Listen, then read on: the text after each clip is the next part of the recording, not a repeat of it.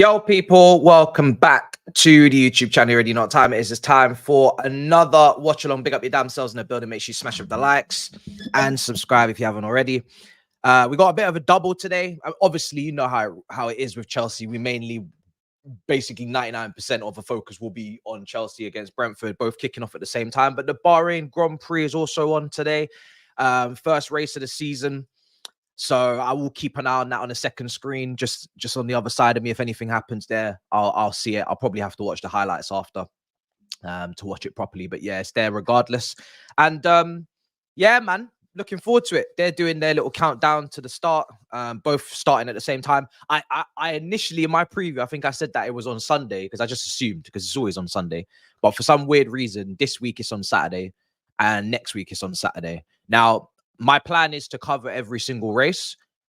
We did this on Twitch a couple of years ago. We covered every single race.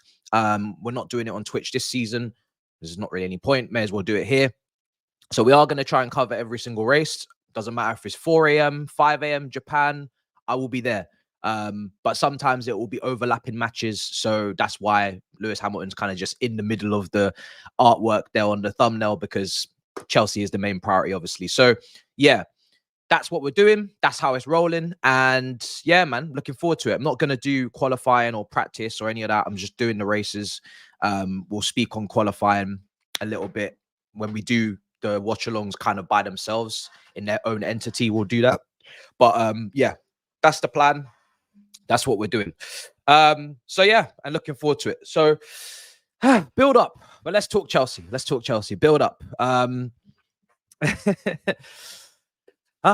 Brentford away. And we're looking at their set piece coach as well. We're looking at their set piece coach. So a little bit extra on the fixture. Those reports were coming out there I think yesterday evening. So there was a lot of talk about that. I personally have no problem with it. I think Brentford are one of the best teams at set pieces in the league. Obviously, Arsenal have been brilliant this season. I don't know what the metrics are saying. I'm just basing this off what I've watched with Brentford. They're always a threat on set pieces. Our record against them is really, really poor in the last 4 games. I think we have 1 win and I think 3 defeats. And yeah, they're always a handful. We know exactly what they're going to do. 3-5-2, long throws, set pieces, crosses, corners. They might not be as good as they were last year due to the fact that Tony obviously missed 6 months and then Buemo's been injured as well. So they might not be finishing as much from the set pieces, but they're certainly still a problem. And obviously we know our physicality is questionable. So we're going to need to look at that. I think a set piece coach is a good move. I've always said managers are not going to specialize or be brilliant at every single department in running a team. So Alex Ferguson, the greatest manager maybe in the Premier League's history, right? He's well, he definitely is the greatest manager in the Premier League's history. He didn't even take training. It was well reported, you know, that wasn't his thing. That wasn't his specialty. He had assistants for that. Klopp had a throw-in coach come in. Poch has clearly been not good enough on set pieces this season. We've had people marking centre-backs that are twice their size. I don't know what's going on. So a set piece coach has got to come in. So I ain't got no problem with that. So yeah, that's where we're at. That's where we're at. Now, can the F1 take some of the pain away today? I don't know. Hamilton is the driver I support. Yes, if you're asking. Am I a team person? Mercedes, you know, obviously I naturally like because of Hamilton. I also like McLaren as well because that's where he started. I like Lando Norris and obviously Oscar Piastri. I managed to meet, which was great. So I like both their drivers. Great historical team, and Ferrari are the biggest team on the grid. And I wouldn't mind Ferrari winning a title. And if it just happened to happen when Hamilton went there and they both did it together, then fantastic. The one team I don't like is Red Bull. The one team I do not like is Red Bull. I don't really dislike any other team apart from Red Bull. I don't like Red Bull. And I you know, I'm not for Max, and I'm not for Max Verstappen. That's not my lane. So no, anti-Max fans. Man says I condemn F1 watch along in Chelsea football match. Yeah, because you just want me to focus on the pain. You just want me to be in so much pain. But yeah, it's a side. Hamilton starts this race in 9th, so I highly doubt that's going to take away the pain from this. But I'll get joy if Lando wins his first ever race, which he probably won't in Formula One. I'll take joy if, you know, what else? That's probably all. I'm not really like a big George Russell guy. So yeah, that's probably all that will help. Either Lando first win in his career or Hamilton getting himself on the podium, which he probably won't be able to do. Because of his setup yesterday, went with a different setup to George. So yeah. But all right, let's so we got teams coming out in 19 minutes. Let me just make sure everything's flowing in the chat. We're gonna have polls going up. Team news is coming soon as well. Personally, I think the biggest bit of team news is between Sterling and Mudryk on the left wing. I don't think the goalkeeper situation is going to change, guys. I think Petrovic will come straight back in. I have no worries about that personally. If it does become Sanchez, then obviously I'm going to be very, very disappointed and annoyed and critical. And there's a lot of pressure then on Sanchez to perform because I think Petrovic has been good. Got things to improve. Maybe we still do need a goalkeeper in the summer. It depends on what you believe Petrovic's trajectory will be and how quickly do you think he can become world-class. This is his first season. I think he's done a great job. Can he then just go on to another level next year and save us a bunch of money by just becoming world-class in his own right? Long-range passing, probably cross-collection. Those two things would have to level up massively. And then obviously we've got someone who's clearly a very good shot stopper and a good penalty saver. So I don't know. With the goalkeeper situation, obviously he's not world-class now. He's not, you know, Petr Cech, he's not Courtois. But could he become that? Maybe. So yeah, for me, Petrovic comes back in. There's a lot more potential with him than Sanchez for sure. I mean, I don't think the age gap is massive. I think maybe 2 years. And maybe even 1 year. Let's see how old is Sanchez? Sanchez has obviously got a lot more experience in the Premier League. Sanchez is wrong. Sanchez, not Alexis. Robert Sanchez is 26. Petrovic, I believe, is 24. So about 2 years age between the two. Yeah, October for Petrovic, November for So basically 2 years, because 1 month. So yeah. Goalkeeper for me sorted. It's left wing. It's Sterling versus Mudryk. My team, I had Mudryk just because, you know, he played well midweek. Let's see if he can follow it up. Sterling has been annoying. Let's put it lightly. You know, he's been very up and down this season. He's had some great moments as well, some great free kicks or some great individual moments, but he's still been frustrating. So yeah, I can see how that position could be tampered with or changed. Apart from that, I don't really think there's much more to discuss. I wouldn't really look into anything else. Centre-back pairing wasn't great, obviously, against Leeds. Conceded a couple goals. Liverpool, obviously, conceded in the end. But I think it's going to be Disasi and Colwell, to be honest. I don't think there's going to be a change there. So we'll see. Let's see. Yeah, listen, I'm not saying that, you know, you take a lot of stock from Mudryk playing well against Leeds. I'm not saying that, you know, there isn't still questions. There obviously is. You know, he's playing up against a secondary double pivot, playing up against a team that rested Somerville and Nonto and Bamford, and you know, it's a almost second string Leeds team. Basically, obviously prioritizing for the weekend in the Championship. So I'm not saying take too much from it, but I'm just saying it was good. He showed something.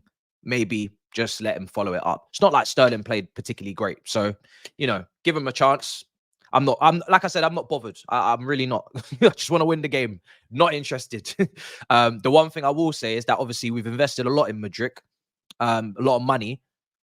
Personally, double what I think we should have paid. But Sterling is not really a long-term player. But at the same time, I don't think Sterling's going to be able to get shipped because he's on a massive wage. He's happy in London. He's getting in the England squad.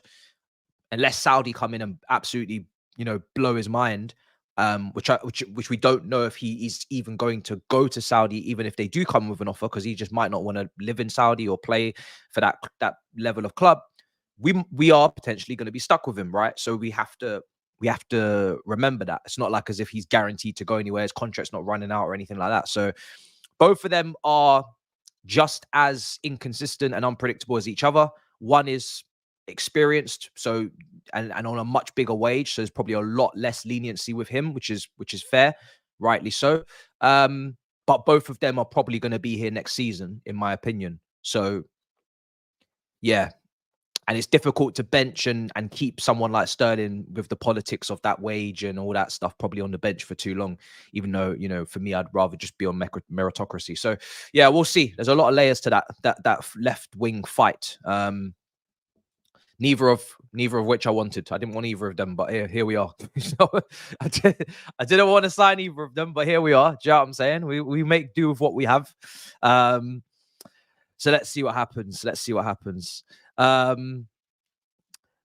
We'll get score predictions in once the lineups come out, because that's going to affect, as always, the mood. The lineups are always going to affect the mood. Big up to everybody in the building.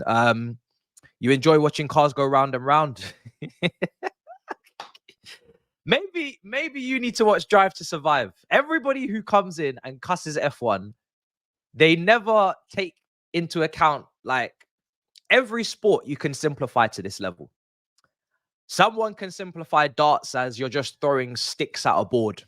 Someone can simplify, I don't know, boxing. You're just punching people in the face. Someone can simplify football. You're just kicking a ball.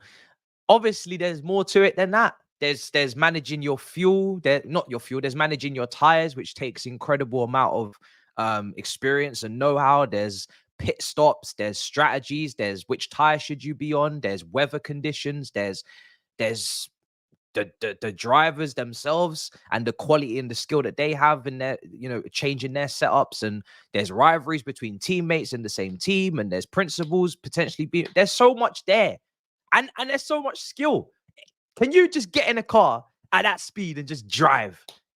You know, if I put you in Monaco on that track with a car that fast, brother, you will end up in the water. You will be in the water, brother. You will be forget crashing into. You will be in the water, bro. Do you know what I'm saying? So it's a very tough. It's one of the toughest sports, in my opinion. One of the toughest sports. Like, just you have to be so fit to drive that car because your head's constantly slapping up against the backboard. It's hot. Singapore is one of the most enduring races you can possibly race. It's so hot. You're out there for hours driving at a speed. One little error, you can lose tenths of a second. Suddenly now you've fucked up your whole lap on qualifying. Like, these cars are split by tenths of a second. How can you not appreciate that? Like, I don't like F1 slander, man. It's very lazy analysis, bro. Fix up. Chelsea not. Yeah, we know this. Clara, we know this. This is something that was reported months ago. Maybe it's down to the price. You know, he was available, I'll say, for 100 million euros. They're trying to, I don't know if they did, but new contract was meant to take him to 120 million euros release clause, which would be 100 million pounds. He obviously just signed from Coventry last summer for, I don't know what it was, 20 million. So it's a massive jump. Again, Portuguese clubs doing what they do. Enzo, and obviously this brother too.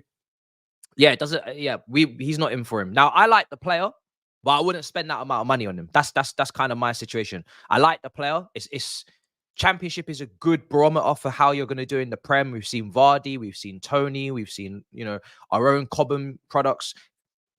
If you can handle the physicality in the Championship, you could probably handle it in the Prem. And obviously, there's a lot of tactical versatility in the Championship. Like, you can get your Neil Warnocks, but you can still get people that want to play good football, loads of different systems. So there's a lot of variety in there as well. Probably much more variety than the Prem, to be honest. So, you know, I like the player. I definitely would have been interested, but, you know, not at that price. Not justifying 100 million again on a player that's just popped up just like that. Obviously, I know he did well in the Championship, but you wouldn't pay 100 million for a striker in the Championship. Doesn't matter what record they break, they would never be worth 100 million. So we're basically just basing that fee off this season. I think we've done enough of that. So with our previous signing. So yeah, if it was a better fee, then could have been an option. But yeah, that fee is That feels mild. Surely the fastest car always wins, but it doesn't, because like the fastest car, most of the time, to be fair, the fastest car does win, but it depends on your strategy. Sometimes the pit crew can, or the pit lane, sorry, can mess up with strategy. They can bring someone in too early. They can make the wrong decision in terms of timing with the weather. If it's about to rain, you know, do you leave them out? Do you bring them in? Which driver in your team do you bring in first? So most of the time, the fastest car wins, but and to be fair, right now is probably not a good time to get into it because Red Bull have dominated the last couple of years and they've not even had any competition. But usually in Formula One, there's a couple of teams, or there's a better fight between drivers, Rosberg and Hamilton, for one title, and then you're getting like crashes and, you know, angry, like emotive radio commentary from the drivers, and like there's a lot on the line because it's not so predictable. So this is a bad time to get in if you're talking about the top end, because it's pretty predictable. We know Verstappen's going to win because everybody else is struggling. Maybe this season will be different. I personally probably don't think so. But yeah, there's been better seasons where it's probably a lot more exciting. But to be fair, the Premier League has basically been Man City's the last 3 years, hasn't it? So what's the difference? Do you know what I mean? Like, one team is clearly better than everybody else. This season we got a title fight, so it's more interesting. You can get that in F1 too, but sometimes it's just the best team is the best team. The best team usually wins, right? Just like in football. Man City win most of their games. They win the league. They win the treble. There is some shocks. Usually there's a lot more than there was last year. Last year there was only one shock in Singapore, but usually there's more than that. So it's the same as any other sport. Again, best tennis player, they usually win. Djokovic. You know, we can keep going. Best team usually wins. Fastest car usually wins. Normal. That's how it's meant to be. That's how it's meant to be. Let's see. Can we speak on Bundesliga? What's going on in Bundesliga? Before lineups come out and we really get into all of that. Let me take a look at what's going on. Germany. Has there been any games played? Was there a game yesterday? Bayern Munich. Oh, whoa. Bayern Munich drew 2-2 against Freiburg. Oh, damn.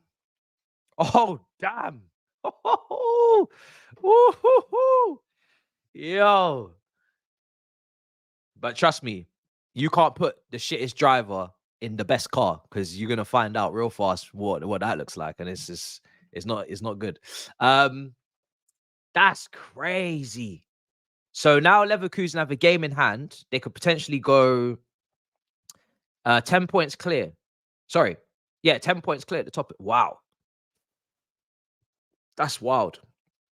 I didn't get to see that game. I didn't even know they were playing. Sevilla are 2-1 up against Real Sociedad right now. Halftime in Spain. No Madrid or Barca today. Oh, no. Real Madrid play Valencia later. Obviously, this is the only watch along of the day.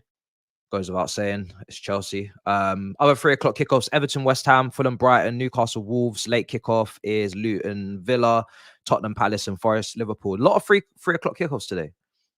A lot of 3. That's probably as many 3 o'clock kickoffs as you can get. Obviously, tomorrow we'll be covering the Manchester derby as well. I think coverage is starting from 2:30 here. When lineups drop. And yeah, I think I've got a review to do on that as well. Rival review. Haven't done one in a while. So that's the plan for the weekend. And then Champions League's next week. We will be there. And yeah, hopefully not as dead as the first legs, because the first leg for the Champions League knockouts was not great. Yeah, I've seen this, man. I know there's a lot of people running Kane agendas. I was arguing with Robbie about this on the roundup. I don't know on the review preview. I don't know what Kane's performance was like yesterday, but yeah, I'm personally not with it, because I know I'm still taking Kane, and I know all these guys are still taking Kane as well. That's what I'm saying. Like, you can't run the Kane agenda too strong if Kane becomes available in the summer and you're saying, go get me Kane. And by the way, Cams was definitely one of those guys. When he was at Tottenham, he wanted Kane to go to United. He had a whole, I don't know what the line was. Obviously, he had a whole line about it, but he wanted Kane at United. So listen, everybody rates Kane. You can't not rate Kane, because he's great. He's a great player. So for me, I know I'll take him tomorrow. I wouldn't even bat an eyelid. If you could give me Harry Kane at Chelsea next season, Poch or no Poch, I'm taking Harry Kane. So I'm not thinking about no Juju and no nothing like that. So yeah, for me, still world-class striker.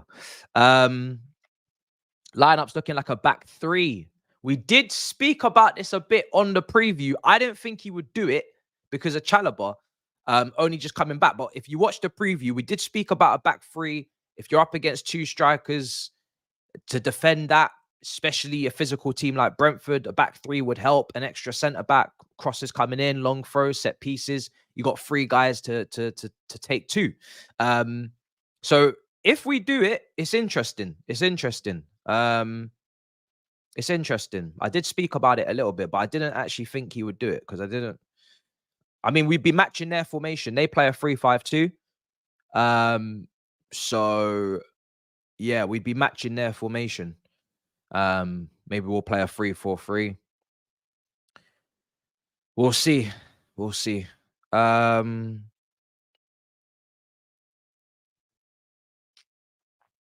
Interesting.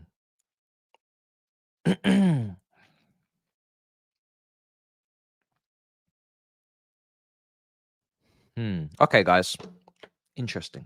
Chalobah. So if we're playing a back three, Chalobah starts. Yeah, for sure. So it will be Petrovic, Chalobah, Disasi, Colwell, Gusto, Chilwell, wing back, Enzo Caicedo midfield, front three of he's going to go Gallagher, Palmer, and Jackson. Gallagher will be used as a 10, Palmer right side forward, Jackson left side forward. That will be the team. If he's going back three, that's the team. Sterling not in the team, winger. Mudryk. Now, you could maybe legislate for Mudryk because he played in the 10 in midweek, and maybe you could play him in the 10 again. I don't think he's going to drop Gallagher from this game, and he's not going to drop Palmer. So, I mean, saying that, that would be a shock. Maybe he'd go Mudryk and Jackson up front, and he'd take Palmer out, or I don't know. That four is interesting, but yeah, for me, that's probably going to be it. We'll see. Maybe he will play Mudryk. Maybe he will. Maybe he'll go Mudryk, Jackson, Gallagher, Mudryk, Jackson, Palmer. Maybe he'll just leave out Gallagher. Yeah, maybe that four out of that three is interesting. But yeah, that the rest of the back end of the team is all done. Midfield and wing backs and centre backs is all done. Lineup's not out yet. I don't want to type it out because it's not out. But 3 minutes. 3 minutes. Cucurella is going to be, I think, on the bench. But they have posted his picture on Chelsea's account 9 minutes ago. Don't know if that means he's starting. No, doubt it. Trevor Chalobah starts, according to Chelsea Spot. I'm going to start typing this because I think I know what this team is. It's coming out in 2 minutes. I'm pretty sure now we know what this team's going to look like. So yeah, team will be on screen in a moment. I'm 99% sure I know where it is now. Chalobah. There's only one position I'm not sure about. I still think it's going to be Gallagher, to be honest. Yeah, I think it will be Gallagher. And the reason why I think it will be Gallagher is because the midfield has been going through so much recently. And this might be another reason why he's going to a back three. So one, to deal with the set pieces, and two, to give extra cover to the midfield pivot that is clearly gassing out and has obviously been very tired lately. Loads of minutes chalked up, no substitutions for Caicedo, for Enzo, 120 minutes played, etc. So he's given extra protection to those. He wants the set pieces taken care of and the aerial balls. And of course, then that means for me, Gallagher will probably still play just to offer even more protection. I think Mudryk will be on the bench. And I think the game plan will be to try and score first, obviously. Then Brentford come out a little bit, leave a bit of space in behind. Mudryk comes on as a sub and takes advantage. I don't think Brentford are going to play with a high line for Mudryk to take advantage of in the first half, considering where they are on the table. I think they'll sit deep. And they've got a lot of defenders missing, so I don't think they'll play a high line. But we'll see, because they've been making a lot of errors recently. I think Gallagher's going to start. I think it'll be that as a front three. He'll play Gallagher in the Mason Mount role under Tuchel. But let's see. Team's going to drop in about a minute, so.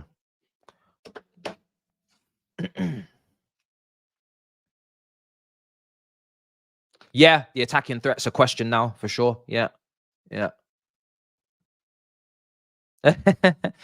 Nah, I mean, it's on. It's on. It's on, and I love it. So, team's out. Team's out. Let's see.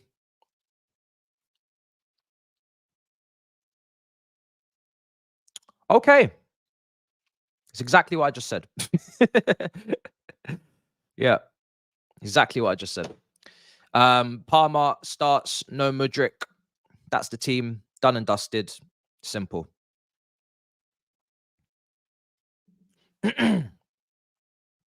Easy as you like, guys. Simple.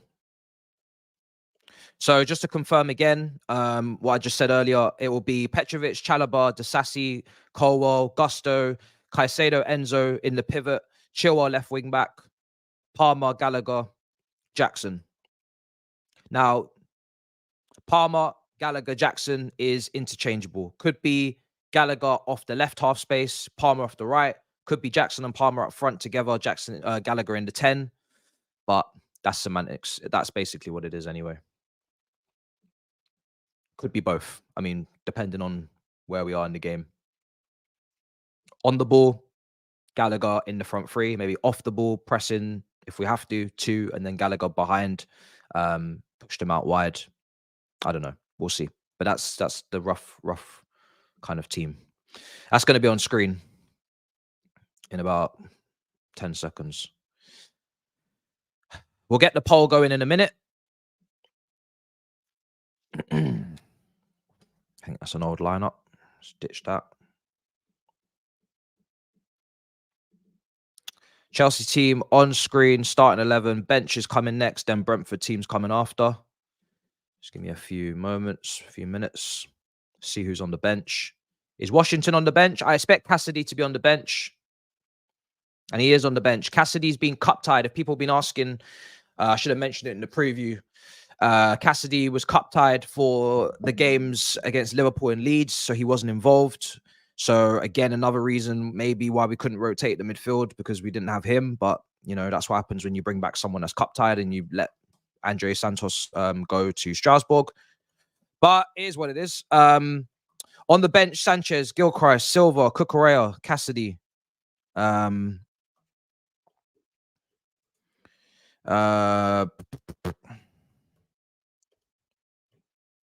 Young players in there again. Oh, shit. Turanian. It's a tough name. Yeah, we will learn. Kid. Mudryk, Madueke, Sterling. All the wingers on the bench.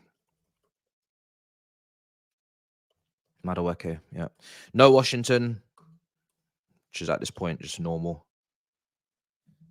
And Petrovic starts in goal. So the whole back and forth about who was going to be in goal, which for me, like I said, I just never really shit myself on that one. That was a safe bet for me.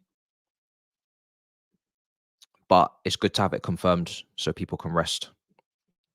And now you know who the first choice goalkeeper is, because Poch didn't want to say in the presser, but he has made it clear now. And it's the right decision, in my opinion. It's the right decision.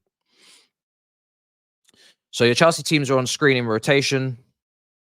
Brentford team's coming up next. I'm just trying to get it up.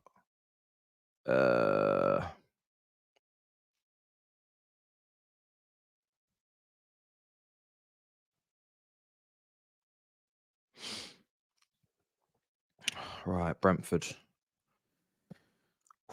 What does Brentford got for us? They're going to play a 3-5-2, I'm assuming. Their team is here. Yes, perfect. They've laid it out nice for me. Make it nice and easy today. I think the F1 starts at 3 as well. Yeah, I don't think it's at 4. Someone said at 4. I don't think so. So both start at the same time. We'll see how that all ends. All right. Basically exactly what I have. Reguilon starts. Norgard starts. Vissa starts. Mopai's on the bench. Tony. No Janssen in that team. Jan Let. Cool. I think that's... shit. I just made an error. But yeah, Vissa starts. Mopai's on the bench, guys. That's the one big change in that striker partnership alongside Tony. And that will be up on screen now as well. We're going to get the poll going. I think I've got everything else in that team pretty much done. Wing backs, midfield. Yeah, cool. 3-5-2. Definitely a 3-5-2. 100%. No doubt about that. From Brentford. And assuming a low block after what happened against Liverpool. A lot of errors. Assuming a low block. We're going to find out. Brentford team up on screen. Bench will be on screen in a moment, but I want to get the poll up first. Because I know the bench is not really anybody's business. No one really cares as much. So let's get the poll going. Brentford versus Chelsea. I will definitely close this poll on time for once. That's what we hope. We hope I will. Predictions: Brentford win, draw, Chelsea win. I'm going to give you just the landscape of the Premier League table, what results mean for us. A lot of 3 o'clock kickoffs though, so it's not really in our hands where we end up today. Because a lot can happen. I mean, if we win, obviously that would be good. That would help. Premier League table. Where's where are we? We're 11th, right? Yeah, we're 11th. So we're 11th. 1 point behind Newcastle, game in hand. 3 points behind Wolves, game in hand. Goal difference 1. Wolves goal difference 0. Newcastle's goal difference +9. Our goal difference is not even anything to smile about. 10 defeats out of 25, 10 wins, 5 draws, 42 goals against. Sorry, 41 goals against, 42 goals scored. It is real mediocrity. Everything finally in the balance. Wins, losses, goals against and scored, and position in the table. Couldn't get any more mid if you tried. Brentford, 16th, 26 games, 7 wins, 4 draws, 15 defeats, 25 points, 3 defeats out of the last 5, as opposed to our 2 wins out of the last 5. Obviously, like I said, the last 4 results between these 2 sides, we lost against them. I think it was 2-0 earlier on the season at Stamford Bridge. We lost to them 2-0 before that as well, I believe. 4-1 at home, and then we beat them, I think, as well, in that last 4. 3 defeats in the last 4 against Brentford. 2 of them being at the Bridge. Let's just get this completely right. So yeah, 2-0 defeat, 2-0 defeat, 0-0 draw, sorry, and a 4-1 loss. It's actually 3 defeats in the last 4 and 1 draw. No wins in the last 4 against Brentford for us. So we need to write that record today. And they are, like I said, they are what? 5 points off the relegation zone at the moment. That's the situation for Brentford. And I think Everton have been given their points back. So yeah, they have. So yeah, that's where we're at. Yeah, Chilwell's left wing back, not left wing, but same thing, I'm sure, at this point. For Chilwell, he'll be up and down there. It's gonna be interesting to see how this goes. Let's get Brentford's bench on screen. Get your votes in the poll. I'm very worried. If you're asking me about my confidence levels, I think I just said a 2-1 win to try and spur the, I don't know, put the positive juju out there. I don't know what the purpose of that prediction was. Like I said, don't take it with any weight. I made the prediction before I said don't take this with any weight. I'm just gonna go over 2-1 win because that's what I would like. Gonna go with what I want. What we're gonna get, I'm not. I don't know. We have to defend our set pieces, which is very. We don't know if we're gonna be able to do that, but hopefully we will. Everything's just hopefully, guys. When you're mid-table like this, I don't really know how you can have too much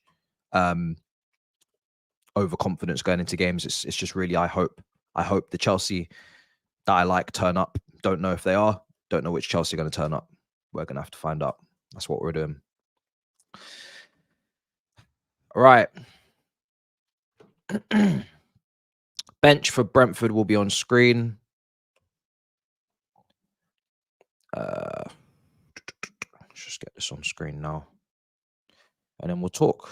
But I'm going to go through those comments, see what you guys think. Bench for Brentford.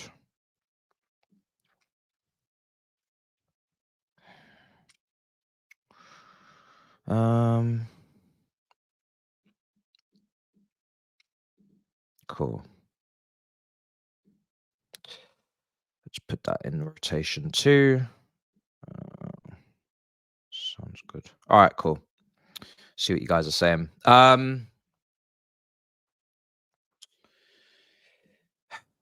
Even having a good game does not help Mudryk to be picked in the subsequent game the guy has finished.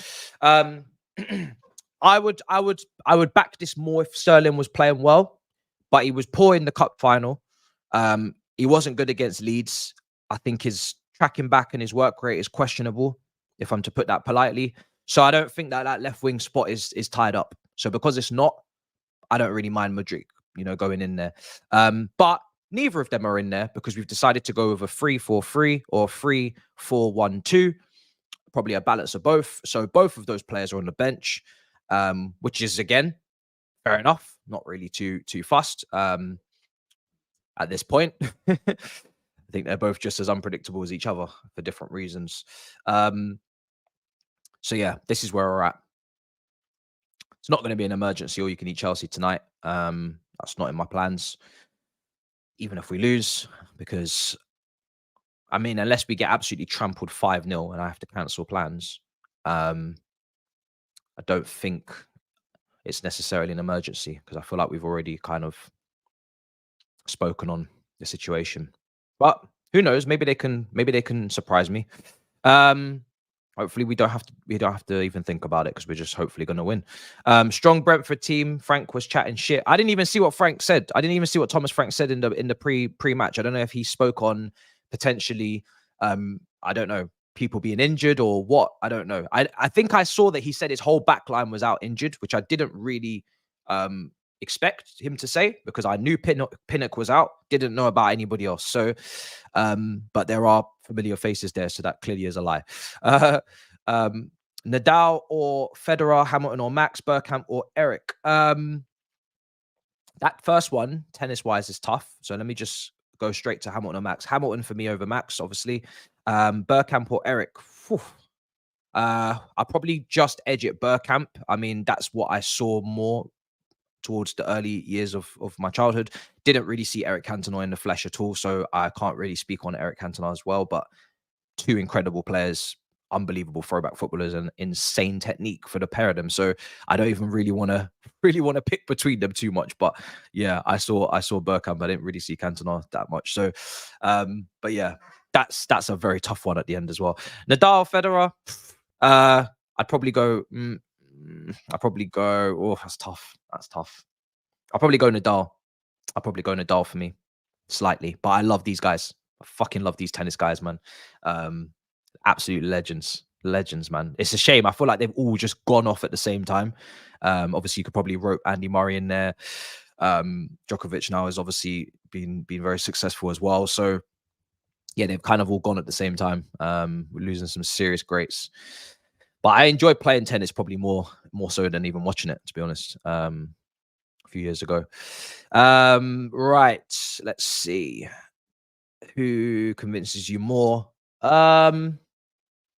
Both of them come with risk, that's for sure. I'm not gonna sit here and say that one or the other doesn't. The one that goes closer to the way that I'd want my striker to have a more rounded game and more attributes, obviously is not Osimhen, but I think Osimhen is I think they're both going to end up being a similar price.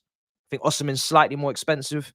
I think at this point it depends on the manager coming in, whoever the manager is going to be in the summer as well. I don't want to plan a team without knowing who the manager is, because the manager coming in might be able to get the best out of Osimhen, or if they can't, then obviously going with the more well-rounded player is less risky. So, which is obviously what I'm trying to gear towards, because I don't know what's going on in the summer. So, yeah, I've just said if you're going to get Osimhen, there is bust potential there.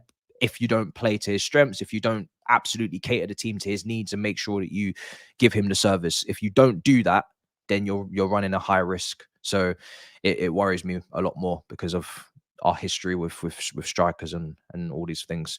But I'm not really too bothered right now. I can't really think about Transfers, I'm just living day to day and living week to week with this team and trying to get to the end of the season. Hopefully we can shock everybody and win the FA Cup. But yeah, I do like what I see from this guy, but he's very expensive. And I think, to be honest, probably everybody's going to be really expensive. So either we're going to go for a Sesko who's got a release clause, or we're going to have to get someone really expensive. I also like Boniface as well, from what I've seen of him at Leverkusen. That's probably my preferred Nigerian striker target if I had to pick between the two. But again, I don't know. I don't know right now. There's a lot of variables right now. I don't know who's going to be the manager. I think and what the system's going to be. And I think those two things are very, very important before we talk about who's coming in. We need to know those two things. Let's see. For me, the golden boot race is Haaland's, right? If Haaland stays fit, Haaland wins it, because Haaland's the one that City are catering to for goals, whereas Salah's become a bit more of a playmaker, still getting goals, but he's not. I don't think he's as goal hungry as he was when Firmino was playing in the 10 or in the false 9. Now he's kind of laying up chances for others. Haaland's not doing that. Haaland's just a goal machine. So Haaland's going to win it. Saka's not gonna get it. So yeah, that will be it. Only good signings have been Palmer and Petrovic. I think Gusto as well can go into that category as a really good signing. That crop there. I need the whole list of signings in front of me before I say that that's all of them. But those three spring to mind: Gusto, Palmer, and Petrovic probably our best signings. Maybe there's more, I don't know, but I think definitely those three. What else is being said? No, not really. Not really. We all start at different times. We can just call as well, which is just easier for our own platforms. So yeah, not really at the moment. And also for me, graphics wise, I like to have my graphics like this and, you know, lay it out this way, and I can't do that with 3 people. Unless it's like a big game, you know, if we had like a Champions League final or something, obviously we do something special, but there's nothing coming up to really warrant doing it. Do you know what I mean? We're all just suffering on our own streams. I don't think there's any need to suffer together, to be honest, right now. No, he's not. No, I don't expect him to be sacked before the end of the season unless he absolutely does a madness. But I mean, this already feels like a madness. But yeah, I think he'll probably be left until the end of the season and be moved on.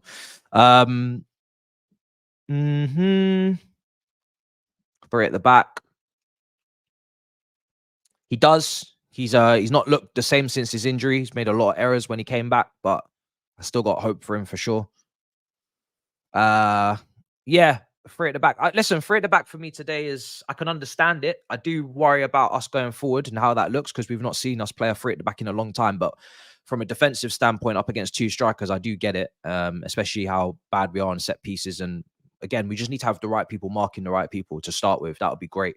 If we have, you know, centre backs marking centre backs, or centre backs marking strikers that are prolific in the air instead of players that are half their size, that would be a great start. Not a massive fan of a zonal marking, never have been. Would be great if everybody's man to man, so I can see exactly who I need to blame if something goes wrong. That's always been my rule of thumb. That's your man. You can ball watch if you want and get absolutely destroyed, or you can do a bit of both and make sure that you're competent and handling your business. Whatever you choose to do, or whatever we told you to do in the set piece training, we're going to be watching you. That's your man, and handle business. If you don't, then you're the one that we blame. Simple as that. Probably have a man on a post as well. I've always liked someone being on the post. And yeah, that's it. Basics. But let's see. Should have started Silva instead of Chalobah. I don't know Silva's situation with fitness, so I'm not going to say that. Silva and Kukurev have just come back into the squad from injury. They were took off the list of injuries there yesterday. So I guess they're both, you know, not ready to start, which is fair enough. They go to the bench. They're both on the bench today. So we need to get better at obviously reintegrating players from injury, because they get injured. They get injured a lot. We're getting a lot of injuries.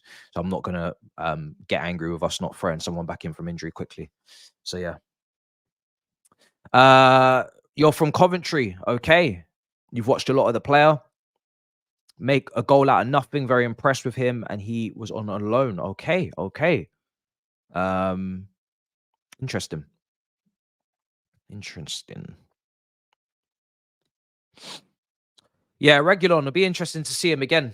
We haven't seen Reguilon in a while. On loan at Man United, now on loan at Brentford, I think, from Tottenham, is it? You didn't sign him, I don't think. He did really well at Sevilla, man. When he was at Sevilla, before Tottenham signed him, he looked like he looked like a good player, but since he's come to the Prem, he's not really handled any business. So let's see. Let's see what happens. Let's see what happens. It's going to be interesting. But yeah, he's everywhere right now. That brother is absolutely everywhere. Where are we at now? 220. Oh, the stress levels are kicking in. The stress levels are kicking in, ladies and gentlemen. They really are. Right. Where are we? Oh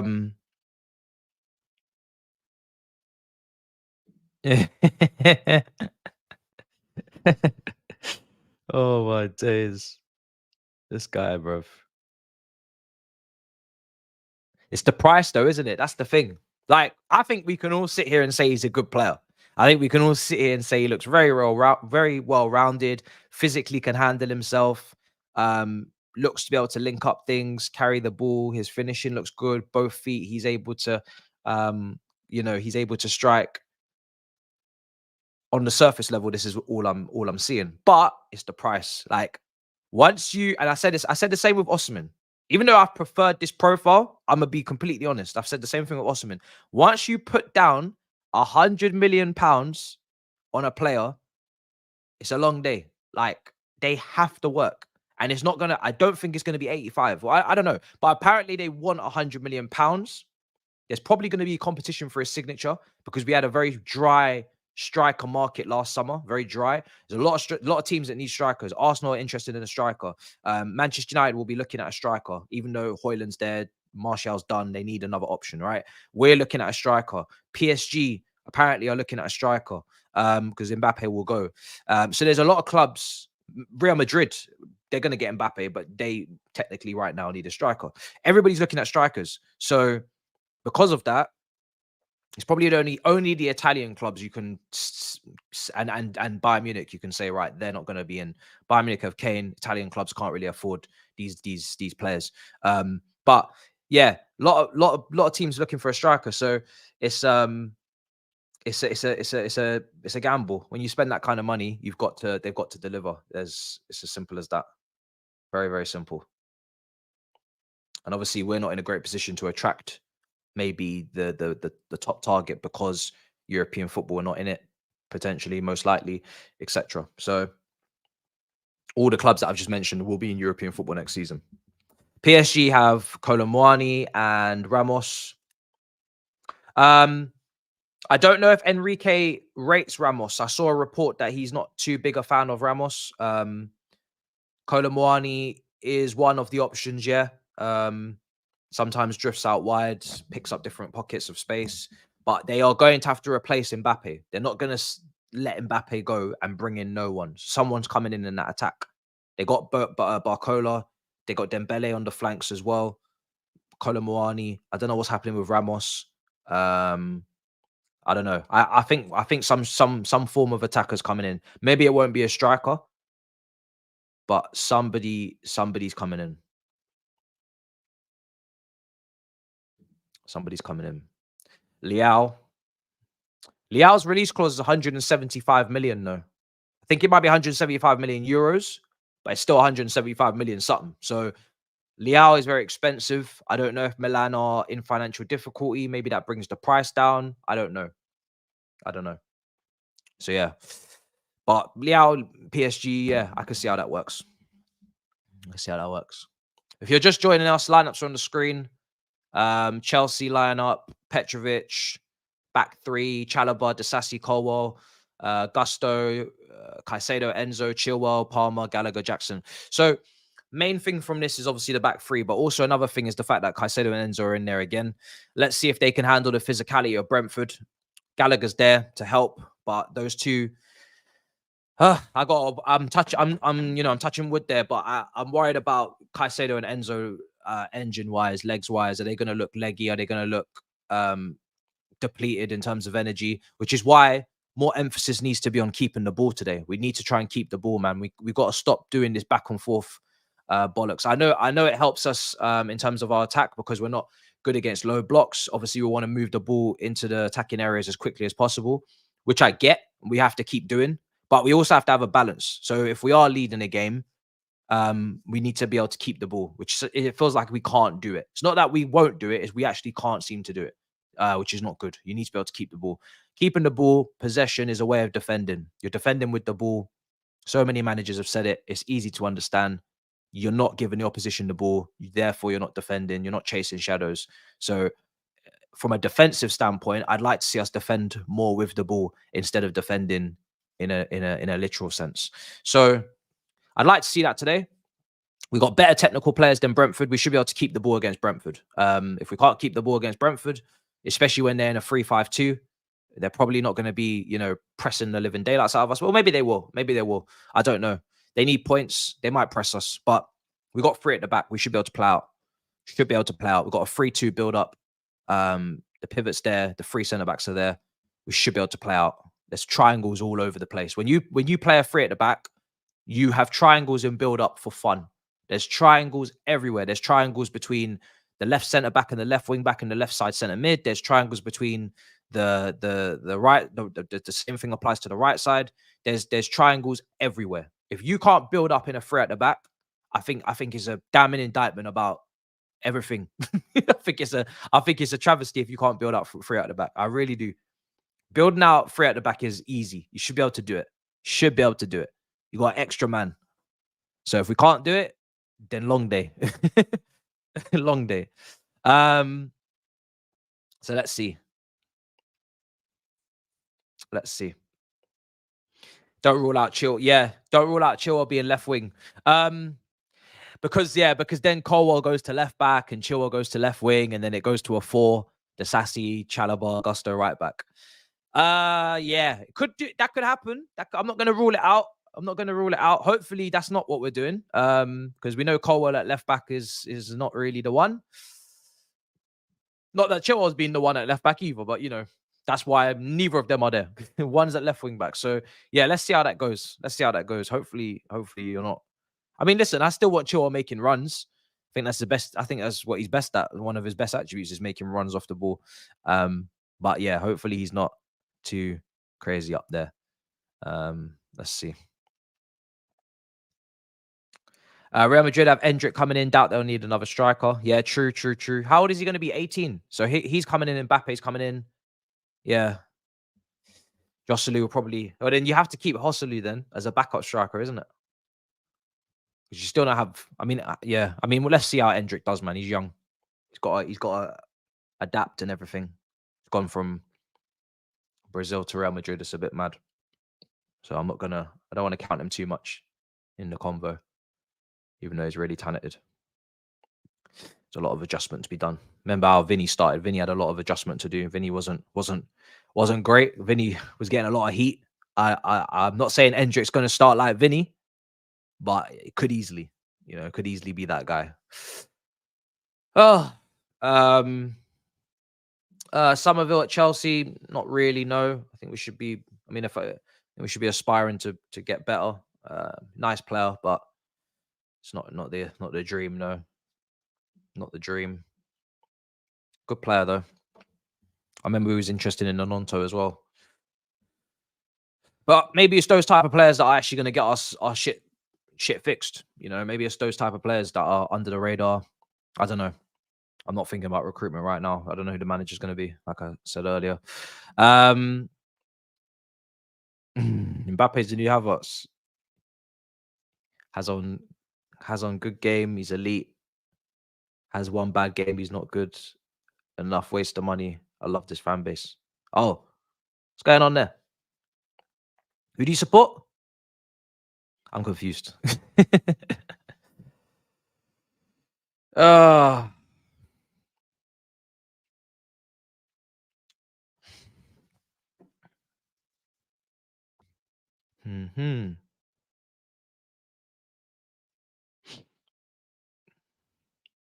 Yeah, the only Chelsea stream I do is All You Can Eat Chelsea. I don't really want to do any more.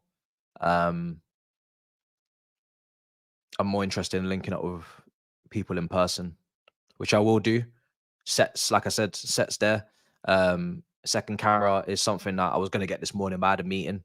But we will get the second camera literally in the shop, so it's just actually working and ready to go. Not some Nikon bullshit that we had to deal with UPS over the last couple of months. And then once I have my second camera, I've got two viewpoints, close-ups on two faces for two chairs, and I can literally have Lewis over at my house. We sit down and we literally talk to face, and that's what I want to do. So I'm not going to do too many streams. We just do All You Can Eat Chelsea and we leave it at that. So yeah, I'm looking forward to having Lewis over, doing another collab. Last time I collabed with Lewis, I think we was outside Stamford Bridge a few months ago. That was good as well. So yeah, I'm just trying to go down the in-person route. So that's what we're doing. That's what we built the set for. Yeah, man. 100%. Yeah, it'll be sick.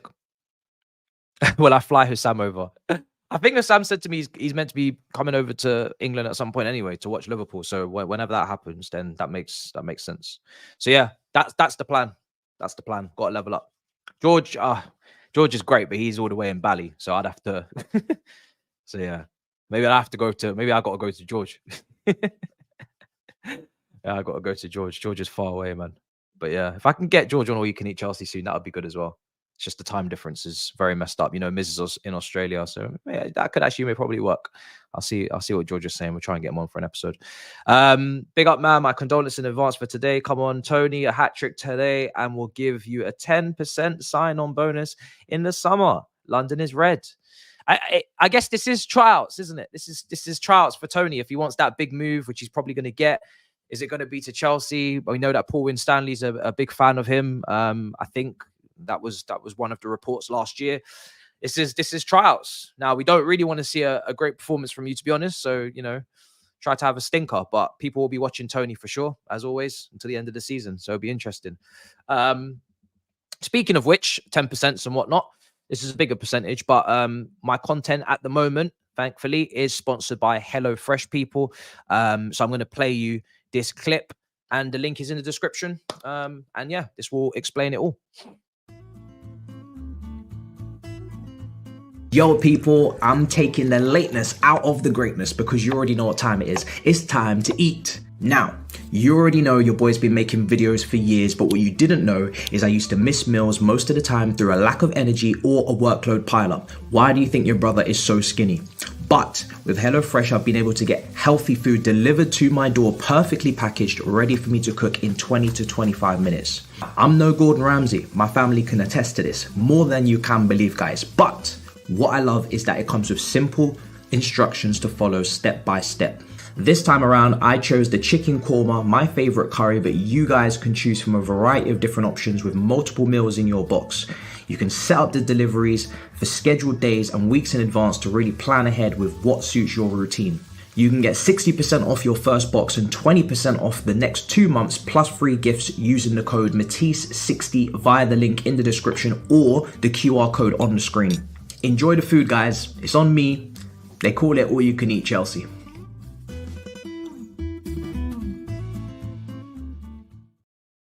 So there you go, HelloFresh partnering with us for the next couple of months, which I'm really looking forward to. And yeah, that is your link in the description there, 60% off your first box, and I think it's 20% off your next few boxes thereafter. And yeah, code 60, Matisse 60 in the description. So people are telling me to cook. Nah, it's healthy food, to be fair. It's healthy food, and it actually tastes great, to be fair, I must say. I've still got a few boxes left myself. So yeah, it's a weird lineup on paper. Gilchrist on the bench. Yeah, he would never play in the back. The thing is with Gilchrist is I don't know how tall he is, right? Let me just search, because obviously Aspilicueta played in a back three, so sometimes we forget you can have maybe a shorter guy in the back three. Gilchrist is 6 foot. Wow, he doesn't look it though. It's because of his build. He looks really short. But he's 6 foot. So I guess, yeah, in a back three, I don't know if I'd be comfortable in a back four. I don't think I would. To be honest, I don't think I would be comfortable. But in a back three, Aspilicueta was 5'10". Gilchrist is 6 foot. Doesn't feel like it. Feels like Gilchrist is just the same height as Aspilicueta. But he is 6 foot, and Aspilicueta was 5'10". And Aspilicueta was brilliant in the back three. So he could play in the back three. I don't know. Back four, I worry. He hasn't played there yet. He's played fullback. That is kind of making me more comfortable. Yeah. For me, I'd probably say that, yeah, I think back four, centre back. I'm not sure. I'd have to see it first. He hasn't played there so far, and I feel like that's probably the right move. Even though he is a centre back, I believe in the academy he's been a centre back. So yeah. Who let him cook? Says 20. Let's see. Showing how Brentford will cook us. Lord have mercy. I've just set myself up for that joke. It's almost like when I brought the bottle onto DR this week, and it was a Chelsea bottle, and I didn't deep that at all. I did not deep that joke, and here we are. Chilwell back at left wing. Also, did you know Luis Enrique speaks English? I saw his interview and only wondered if we go for him instead. What do you think? I don't think we'll get him because he's just started at PSG. Campos is their director. I'm assuming that's a long-term deal and a long-term move, not one season. And I think because we spoke to him last summer, I can't imagine that we're going to get him this summer because I don't believe that he works with the board. I think they had a conversation. They already tried to negotiate and it clearly didn't work. So why would he now come to us after negotiating with us last summer? PSG, they're in the Champions League. They have money. Mbappe is leaving. He's going to try and rebuild without Mbappe. I think that's his team now. He's not going to come here and we're not going to go for him. So I don't think it's going to work. So yeah, that's not going to happen. Let's see. Is Saeed Television ringing me?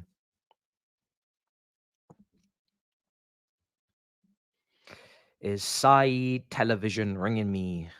Some people said don't take the call because he's a jinx. And every time you ring him,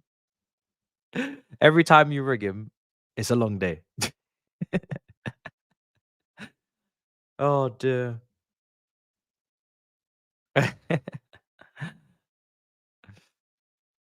Oh dear. Let's see.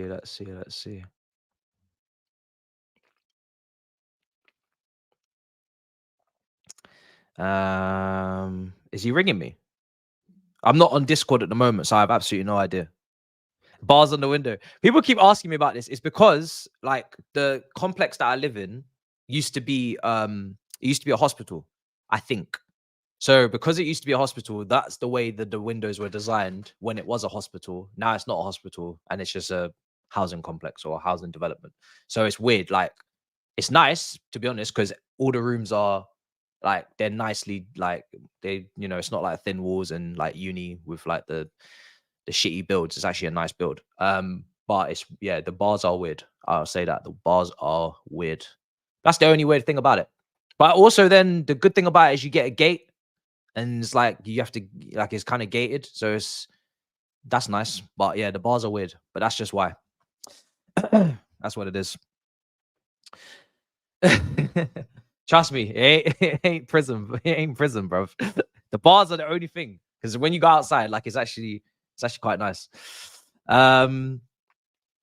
Let's see. I have no idea. I haven't spoken to them today. I don't know what's going on. I'm sure their streams are probably scheduled now. It might be a bit early for Miz. I don't know. Time in Australia as well. So I don't know. Let's see. Don't answer. Not happy about Mudryk being benched. Yeah, is that how you're feeling, brother? You're not happy. I haven't checked anybody else's lineup, so I have no idea how Liverpool's lining up at Forest. I think that's gonna be a really tough game. Now, I might be completely wrong, and Liverpool might go there and absolutely blitz them 3-0. But I think Forest away will be tough. Liverpool's team is Callagher, Connor Brady, right back, Konate, Van Dijk, Robertson, McAllister, Joe Gomez is in the 6, Bobby Clark starts, Elliot, Gakpo, Diaz. It's not bad. The only changes really is Bobby Clark has to come in because of the injuries in midfield. Joe Gomez as well, but apparently he played pretty well midweek. I didn't watch the game in the cup. That's. But to be fair, Joe's been playing right back, left back. He's been versatile. Centre back, he's played obviously previous years. He's been very versatile for Liverpool. So maybe now playing in the 6, if he starts playing well there as well, then for me, he should probably be in. He should be on the flight, to be honest, to go to the Euros. I think if he's showing that kind of versatility, and he plays really well in midfield in the DM, and you know that Calvin Phillips is basically finished, and Henderson shouldn't be involved either. Not saying he should be playing in the 6, but just say Declan Rice was injured, and if he shows to play well in the 6, then at least he's an option. But we need a left back as well, because Chilwell not being great this season. Luke Shaw's injured again, so I think Joe Gomez should definitely be going to the Euros personally, based on what I'm watching. But yeah, let's see. He started, yeah, but that's fair, isn't it? Like, if he started badly and then he got better as the game went on, that's fair. Like, he's never played 6, so that's fair enough. Like, he shouldn't really be going in the 6 and just smashing it. He's never played 6 before, ever. So yeah.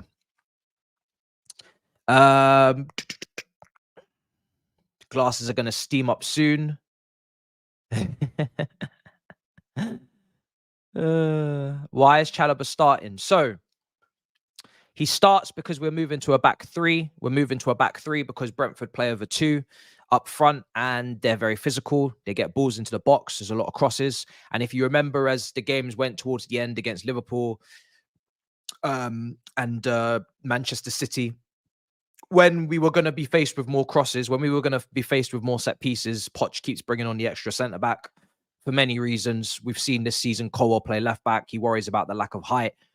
We're not great at defending set pieces. We're not great at defending crosses this season. We've conceded to Brentford, actually, in the opposite fixture. Elise even back post, not tracking runners. So he wants an extra number, an extra body there against one of the best set piece teams in the league. So that's the logic to it. It's 3v2, basically. Tony and Vissa versus R3. Disasi goes into the centre-back position, which I think, based on what I've watched from him, is probably going to be his best position, because I don't think he's great at defending in wide areas. We saw Mateta absolutely cook him against Palace. He's not like lightning quick like Wesley Fofana was. He's not, the guy that you want out wide defending 1v1. He's tall. He's good in the air. Probably in the middle of the centre-back 3. He can, just marshal the box and defend the box and have someone either side of him to kind of go out in the wide areas. Hopefully Colwell playing left back earlier on, if anything's come from that, is that he's going to be better defending in wide areas when he's playing in the back 3. So, and we know Chalobah's played right side centre back in the 3 under Tuchel. So that's where we're going with it. Hopefully it works. Hopefully it works. It was a concern of mine on the preview anyway. If we played a 4, how is our centre backs and our defence going to cope with the threat of the crosses coming in? So I was concerned about it anyway. I did mention the back 3. I just didn't think he'd do it because he's not done it all season. So I didn't want to say that he'd do it now, but he's done it. So let's see if it works. If it gives us a bit more control possession-wise, that would also be great, because we've been seeing Caicedo drop into the middle of the centre-backs and splitting them, and then Enzo and Gallagher kind of work as the 8s. We're not going to need to do that now, because we've got the 3 at the back already. So Caicedo can stay in his position next to Enzo. Hopefully the build-up's better, keep the ball better, take the sting out of the game, etc. So let's see. I always say, if you're playing with 3 centre-backs, don't concede from aerial situations and try and score from aerial situations. Like, we need to try and score from a set piece. We've got 3 centre-backs there. When our crosses come in or off the flanks in dead ball situations, wide free kicks, corners, we should be a bigger threat today. You can win games on set pieces. It's not illegal. So we seem to be afraid of it. So yeah, that's what I'm hoping for today. I don't know how we're going to look in open play with the attack. Cole Palmer and Gallagher in the inside forward channels, so they're going to be in the pockets. You've got Gusto and Chilwell on the wing-back positions holding the width. Hopefully the combinations can combine. Jackson up there holding up the ball. Done very well against Liverpool, I felt, against Konate. So hopefully it sticks. Hopefully it sticks. It's basically attack with 5, defend with 5. If it is like that, that's how it was under Tuchel. So yeah, let's see how that goes. Let's see how that goes. But yeah, attack with 5, defend with 5. That's how I expect it to look. But the midfield is my main concern because of the legs. I think Caicedo's borderline on his last legs now. I really do. And this is going to be a grueling game. So yeah, let's see. Yeah, Chilwell and Gusto will be holding the width. There'll be Palmer and probably Gallagher, which is, I think Gallagher's best position for me personally is in the right midfield 8, box to box. I've always said it. Same place he played at Palace, right side in a 3, making those kind of runs just along the 6-yard box inside channel. You have your reverse passes into him, and he cuts back and he crosses and he takes his shot or whatever. But that's where he's best. I've not really seen Gallagher too much coming in off the left hand side and doing as well. He's got that shot in him that he gave us goal of the season against Palace last year, where he just put it on his right and put it in the top corner, but doesn't do it often enough for me to say that's a real threat. Something he can do, but not seen it enough.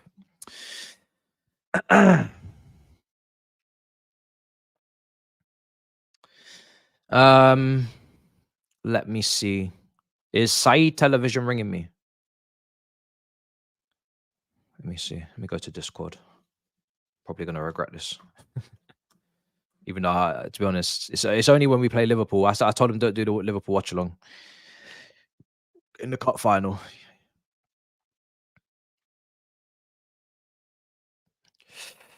Oh, it's chilly. Bahrain Grand Prix is gonna start at 3. Everybody's on track doing the music and whatnot. So national anthem is being performed, and yeah, that also starts at 3. So everything kicks off at 3 at the same time.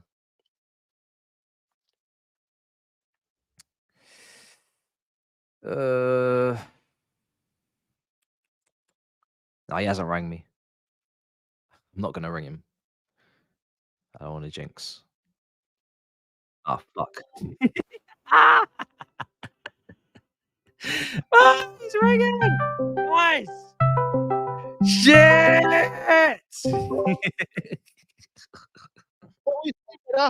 Brother, you better not jinx us today, you know. Bro, I'm not jinxing nobody, man. I'm just chilling, bro. Today's Saturday and chill. Saturday and chill, bro. My whole chat's like, no. Oh, what have I done, man? Come on, man. You know what I mean? Like Chelsea, we're mud brothers, isn't it? We're mud brothers, bro. You got this today, man. Do you know what it is, yeah? Every time you speak, they just think skullfuggery and they just think, yeah, we're finished. We're getting clipped. Come on, man. Skullfuggery, man. He's chilling today, man. He's having the weekend off, man. Come on, man. He's chilling, man. He's chilling. He said he's going to Bulgaria or somewhere, he told me. So, yeah, man. We're chilling this weekend. We got the free reign. Life's good, man. What are you saying, though, man? I heard you're nervous, man. What's going on? The chat are killing me, bro. It's a chat. Come on, man. Bro, So good, man. It's Brentford, man. Now your voice is just like connected to us bottling shit now. Come on, man. Brentford, bro. You know how bad they are, though. See, look, you know you're doing it again. You're doing it again. Bro, come on, man. Bro, stop. Bro, every time I Brentford this season, they've been terrible, man. Terrible. Honestly, guys, don't worry in the chat. Everybody calm yourselves down. You're playing the back 3 or back 5 system. Oh, you know what I mean? It's going to be fluid today, man. Cole Palmer, I watched him on Football Focus. He's talking about, you know what I mean, favorite Chinese and favorite this and that. And, yo, man, life's good over there, man. Brother, they said they're going to contact your internet service provider and lock it all off. Bro, I can't lie to you. Normally on a Sunday is where it gets a bit mad, my internet. Sorry, a Saturday. So, yeah, I mean, I'm surprised it's still hanging. You know what I'm saying to you? But, nah, man. Come on, man. Brentford are fighting relegate. If you can't beat Brentford, well, I just end the season. Like, lock off the season. Because that means then, you know what I mean? Like, it is peak for you, man. You're giving me serious PTSD right now. Broski, come on, man. How are you not having energy for Brentford? I don't have energy at all. I don't have any energy for nothing. There's no energy. It's over. This is revenge. Yeah, I know it is. This is revenge. We've start of the season. We've lost. You lost to them. We lost 3 out of the last 4 against them. There's a lot of revenge. Bro, come on, man. Come on. What is about crazy. are you going to the game tomorrow? I'm not going to the game. I found out the price today. Yeah, I found out the price today, and then Long day. it wasn't good. Some foolishness. So yeah, we're watching the game tomorrow. But yeah, it's on members only tomorrow though. It's on members only. Lies. Is it on Yeah. members only? Yeah, members only. Lies. Members only stream tomorrow for the derby. No chance. Members only. I didn't think, I didn't say, yeah. That is wild. Man said members only. Do you know how mad that is? Man said I'm locking it off to the public. I'm locking it off tomorrow, man. Members only. That's crazy. Get your memberships right now, people. Get your memberships right now. Broski. You imagine there's a lot of games on today, man. This is 3 o'clock is. There's a lot of games on today, man. Yeah, there's a lot of games on today. There's a lot of 3 o'clocks, man. Liverpool. I hope you're not watching that game. No. I saw your title. No. It's not in there. No Liverpool game. Okay. No, it's not in there. You see that? You see that? I see. A lot of people are saying to me, I'm still watching. I'm not watching Liverpool game. I don't have multiple screens like Matisse does. I have 1 or 2 screens, and that is it. Okay. Nothing more, nothing less. So we're just watching a few games. I'm looking to see if something happens. I want to see Toby in the mud because I feel like Toby's been chatting too much rubbish lately. And you know what I mean? For 1 week, we just need to see Toby just depressed. But I missed the depressed Tobes, man. You know what I mean? I missed that. You so we need dressing gown, pina colada, all that stuff. Dressing gown, pina colada. You know, so I feel like for me, it's like we need that back because he's been talking too much. He's been laughing at your club. Yeah. He's been trying to cuss my club. Yeah. You know what I mean, bro? Like, it's not good, man. But you know what? I need that back. They came into the season with no expectations, though. So that's the thing. Yeah. So you can't. Like, even if they finish 6th, they're gonna be cool because they didn't come in with any expectations. They're pretty chill. And you know what? And the thing is, even if they don't get top 4 Champions League football, he said it's not the all MB. No, it's not. So it's not. Bro, what can I do? They'll feel like it's not 100%. It's not. They'll feel like they bottled it a bit because they were in the top 4, but they're not gonna like be like, oh, it's a disaster. No, but the thing is, though, if I'm a Tottenham fan here and I've seen United have this season and Chelsea have this season and Newcastle have this season, bro, and you don't make top 4, nah, man, I'm sorry, man. It's like it's almost like it's so gut wrenching. It's like, yeah, I believe the process, and I'm not gonna be as like out, but it's like if you can't get top 4 this season, bro, come on, man. Come on, man. Last season they didn't get top 4, did they? They'd be disappointed. No, they didn't. They finished 8th, I think. Or 7th. They finished. Yeah, they finished 8th. They're not in Europe. Yeah, they finished 8th. Yeah, it was a bad season. Exactly. No Europe last season. And obviously they're not in. It's like us. They're not in Europe this season. I mean, it was worse for us, but they're not in Europe this season. Exactly. So yeah. But 1 game a week. Come on. Long day. What channel are you watching? Are you watching the Chelsea game? What channel is this thing on, guys? I'm Chelsea game. I'm gonna see now. Let me switch my TV. They're showing me Liverpool, Nottingham Forest. They're showing me the Sun. On I don't know why Super Sport is showing me the Sun. I'm seeing the Tottenham game. I don't really care about Tottenham at all. TV. They're showing me. Yeah, I'm putting it on right now. What's going on here, bruv? Right, man. I've got Newcastle as well versus Wolves. Bruv, they're giving me every game. Newcastle versus Wolves. I don't care about Newcastle versus Wolves. Optus Sports 4. What is Optus, bruv? What? Octopus? Optus. I've got Optus as well. What the fuck is Octopus, bruv? What's going on? Why am I having to go all these places to find the football, bruv? What's going on?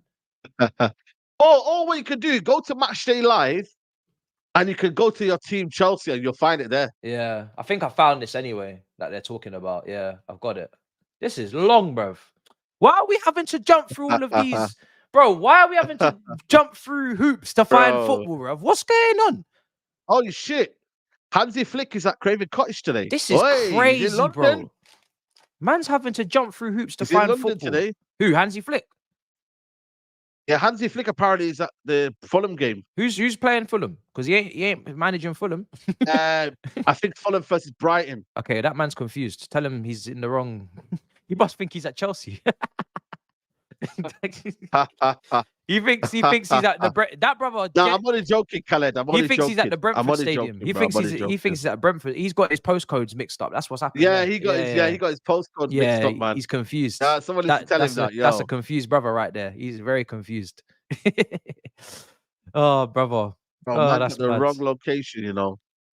You love Octopus Sport, bro. I'm sorry, Octopus. I shouldn't be doing all this, bro. Man shouldn't be doing this. What the fuck is going on today? Why is it moving like a slow coach, man? Oh, Jesus, bro. This is mad. I might have to move. I honestly might have to move to South Africa just so I can just... Actually, no. They don't. America's got every game, innit? Guaranteed. Every game. There we go. Yeah. Yeah, America. I just want to say, bro. I might have to move to America, man. I can't do this no more. Where now, man? Move to America, man. Wild. And when you got the Liverpool game, man? Fuck the Liverpool game. Oh, but bro, they're saying this is showing Newcastle as well. What's this game here? Is that the Brentford game? Bro, they're showing beIN Sport. Why do you got Sunderland on? What's this? That's I found it. Yeah, that's. Oh, there we go. beIN Sport 2. Yeah, I found it. It's on 2. It's on beIN Sport 2. Okay, beIN Sports as well. It's on 2. Lord of mercy. I'm watching Matisse. I'm watching the Formula 1 as well, brother, just to, ease the pain. Oh, you watching Formula 1 as well? Yeah, 3 o'clock start. Oi. Yeah, man, we're covered. We're living life, bro. Nah, man, that's crazy. Yeah, we have to. We must. That's mad. Yeah, go. He's in Ferrari, innit? He's in Ferrari, innit? Right no, now? not yet. He's going next season. Next season, Lewis Hamilton. Yeah, next season. Oh, next season. Yeah, next season. So what does that mean then? Does he just kind of like take it easy this season? Then well, what does he do? I don't think he's got the same passion. He shouldn't be taking it easy, but he might be on a vibes thing. We'll have to see. He changed up his setup and started in 9th in qualifying, so he started on a vibes thing. Let's see. My days. Yeah, that's crazy. Yeah, that's crazy. I'm not doing Valencia Real Madrid, guys. I don't know about Saeed television. I'm not doing it. No. I'm not gonna lie to you. I'm chilling today. I'm chilling. Yeah. I need a little bit of a rest. I don't do games after Chelsea. It's not smart. It's not wise. I'm sure Saeed understands. You don't do another game after your team plays. It's not, not a good idea. Because we know the outcome. We know the outcome, guys. We know the outcome. You know what I mean? We know the outcome. Ain't easy. You have to leave a gap in the schedule for crisis conversation. Yeah. Bro, crisis conversations. Crisis conversations. You know what I mean? There's conversations there. Crisis conversations. Emergency meeting tonight. Guys, emergency meeting might be happening tonight. Yo, allow it. You know what I'm saying? Be there. Emergency meetings. Oi. Ivan Tony. Allow it. Bro, we have to see someone. Come on, man. You have to be in the money with me, man. Man, come on, man. No, you have to be together this year. No, thank you. This weekend. Because come on, man. We know Liverpool gonna win. We know Man City gonna win. When you bring yourself back down into 10th, 9th position in the table, then you can do the Mud Brothers thing. But until then, no, you can't do it. You're not involved. How many emergency meetings have you had though this year? I haven't counted. I might go back and look later in the season. Broski. I've had at least about 6 or 7 easily. We've been that dire, bro. Champions League after Champions Leagues. You know what I mean? We've had a couple of Champions Leagues. You've had some late ones, some 1 a.m.s and some madness. Yeah. Nice. Madness, bro. Oh god. It's a Mazzolini. Right, brother, I'll let you go. Saying, the games are gonna kick off and whatnot. Bro, chilling it, man. Just chill, bro. No.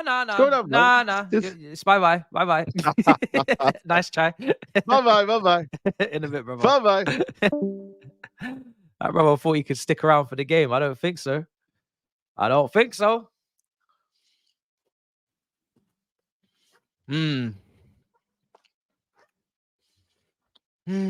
Right. Let's see how this goes. Oh, stretch. Make sure you do your stretches at home, guys. Make sure you do your stretches. Team might need you today. You might have to come on in midfield. You might have to play DM. Last 10 minutes, guys. Make sure you're stretched. Make sure you've got your boots ready, your shin pads. Make sure you're ready to take part, bruv. You know what I'm saying? Make sure you're ready to take part. You never know when you'll be called upon, especially if you're a kid. If a team needs a midfielder and you can choose between De Jong and Barella, who would you choose? Neither. I don't need that type of player right now. So De Jong is a nice player, great player, but we don't need De Jong. We need, if we're gonna get a DM, we need a DM, like a DM. Like, give me Paulinho or someone. Like, genuinely, give me a DM. Yeah. And Barella, again, really great player, but not a priority. Because again, if I need a midfielder, I'm going to get a DM right now. So that's the reason behind it. They're both great players, but I'm just thinking I need a DM. If Lavia is not fit, Caicedo, the midfield balance is kind of crazy. Yeah, it's all mad. To my best friend Matisse, when you start things like this, I know there's some sort of agenda going on. Did you see Athletic? Almirom's not the guy for us. They claim that Enzo and Caicedo would be exposed. I did not see that. So I'm not sure about that. But they don't know. Well, I mean, he plays a free at the back, doesn't he? A 3-4-3. I'm not sure how they could be exposed with a back three formation. I guess we're going to find out today because we're playing a back three. Maybe Poch is kind of slowly walking us to the Inzaghi and, you know, those manager options with three at the back. I don't know what's going on, but yeah, I'm not sure. I need to read the article. I'm not really sure why they said that. It's an interesting comment. Yeah, I keep calling him Almiron. I need to stop calling him Almiron, bro. Whenever I read his name, I just think of Almiron immediately. Am I scared of Ineos? No, it's a bit too early to be scared of Ineos. I'm scared of my own football club. That's where my fear really lies. Formation lap is going on at the Bahrain Grand Prix. Chelsea is about to kick off in this game as well. Timings will be as accurate as they can be on what I've got. I'm not going to be picky today. It's a 3 o'clock kickoff in the UK. You already know how it goes. But yeah, we are going to kick off. And the formation lap is taking place. So I'm a happy boy. We're about to start. Let's see. There we go. Right. We're off. And they're just lining up their cars. They're just lining up their cars now. So we'll be starting the race in a minute. Let's see how everything goes. Jackson offside already, yeah? Chilwell, he's kicked the ball into himself. That's led to a bit of trouble. Here we are. Gusto right side. Race hasn't started yet. Here's Jackson right side. Come on. Go on, my striker. Right side. Oh, good tackle. Jackson in possession. I have no news on Eunice. I'll text him. I'll text Eunice, but he's definitely not doing it now because he would have been on it by now. Is Miz doing it? No Miz? I'll text them both. But yeah, he's not going to be starting it now if he hasn't already. Yeah, no watch-alongs from either of the brothers. I've messaged them. I thought Eunice was already live. I thought someone said Eunice was live. I just saw now he's not. All right, cool. I thought he was maybe starting late or whatever, but I thought he was live. All right. These man, they said, no, we're not pulling up to this one. They say, yo, we ain't pulling up to now. I'm a bit worried. Have I missed something? Have I missed something, bro? They're like, yo, we are not pulling up to this one, bro. You're on your own, bro. You're on your own. Have I missed something? Clearly, I've missed something, bro. Oh dear. Right, we're about to get underway in the F1 as well. Last cars are backing up on the grid. It's Chelsea go long. It's Gallagher. Palmer. Ball into Jackson. Not quite enough weight on it, but I saw the idea, saw the vision, and it was a nice idea. It would have been a great potential assist. Here's Palmer again. Lovely. Tried to get the nutmeg. Free kick, ref. That's a free kick. Don't be blowing for that now. Why have you just cleared it? What's going on? I want a free kick for something. We've just started the race. Verstappen goes into turn 1 leading, squeezes out the Ferrari, and the rest of them follow suit. So Verstappen leads into turn 2 as we wait for this game to resume. Green flag, yellow flag. Yeah, back to green. Verstappen leads to, yeah, we'll get the full grid and the lead in a minute. But yeah, Verstappen went into the first corner clean, no problems. Both the McLarens next to each other. We're not getting a free kick for that. That was a free kick on Palmer, no? I need to see a replay on that. There's no way that's not a free kick for Palmer. Come on. How's that not a free kick? And what? Just given a goal kick. So we just cleared that ball for no reason because it fell to, what was it, Colwell? And he just booted it out for a goal kick. I don't know what's going on there. Be interested to see who the aggressor is today at centre back, who steps in to go for the duels. It actually looks like Chalobah's playing in the middle of the back three, guys. And Disasi right now is at the right, Colwell on the left, which is not how I thought it would look. I remember when we won here 1-0 under Mendy Masterclass. I think Thomas Tuchel was the manager. Chalobah, I think, played in the middle of the back three at the G-Tech Community Stadium that day. Really good performance from Chalobah. It's probably one of his best performances in a Chelsea shirt, to be honest, if I remember correctly. So, but he looks like he's playing in the middle today, and it's actually Disasi on the right. I thought it'd be the other way around, but it's not. Brentford in possession now, playing through the lines. They've just found Wissam. Needs to be careful. Something's been flagged. Verstappen leads Leclerc to Russell in third, Perez fourth, Sainz, Alonso, Norris, Piastri, Hamilton, and Tsunoda is your top 10. Chelsea back in possession. Here's Palmer. Come on. Looks like we're going to see a lot of Palmer on the ball. That's why I love he's not up front. Get way more out of him. Here's Colwell playing it to Disasi. Sorry, Chalobah. I keep thinking Disasi's going to be in the middle. It's Chalobah in the middle. Here's Petrovic. Goes long. Looks for Jackson. Header won by Brentford. Gallagher. Bit of a loose touch. Back to Colwell. Come on. Only change in the top 10 is Perez going ahead of Sainz into fourth, by the way, from the starting grid. Here's Palmer switching it out to Gallagher. Lovely pass. Now Gusto. Come on. Right side. What we got? Gallagher. I would like it if Gallagher is more right-sided and Palmer maybe just floats. Because like I said earlier, I think Gallagher's best position is on the right of a midfield. Or if he's playing right attack, making those runs in behind. Reverse passes for Gusto to play. I think Palmer should just be almost a drifter. You know, Palmer's played left wing for City against us last year. He's comfortable all across the front line. I think Palmer's better to just drift and go where the ball goes. He's dropped deep really well to receive off Petrovic there. Here's Gallagher. Look, oh, Jackson was making a run. Jackson's made another run. Come on, guys, man. Palmer's ball stuck under his feet, manages to keep possession. Jackson was making a couple little feints there. Here's Chalobah. Colwell. I want a nice boring day for the rivals today. They don't get no fun watching us. We just win the game and they clear off. They go and watch Liverpool or something. They hold that. You know what I'm saying? You're not coming here for no entertainment today. You're not getting nothing out of us. Hopefully. What's Russell doing? Russell's in third. He's having a good race so far. Hamilton's not moved up a place. Russell's just gone round Leclerc. Round the outside. George Russell on Charles Leclerc. Brilliant driving, man, from George Russell. Goes into second. We know that Verstappen's probably going to set some sort of gap out in front. He looks like he's about 4 or 5 seconds already.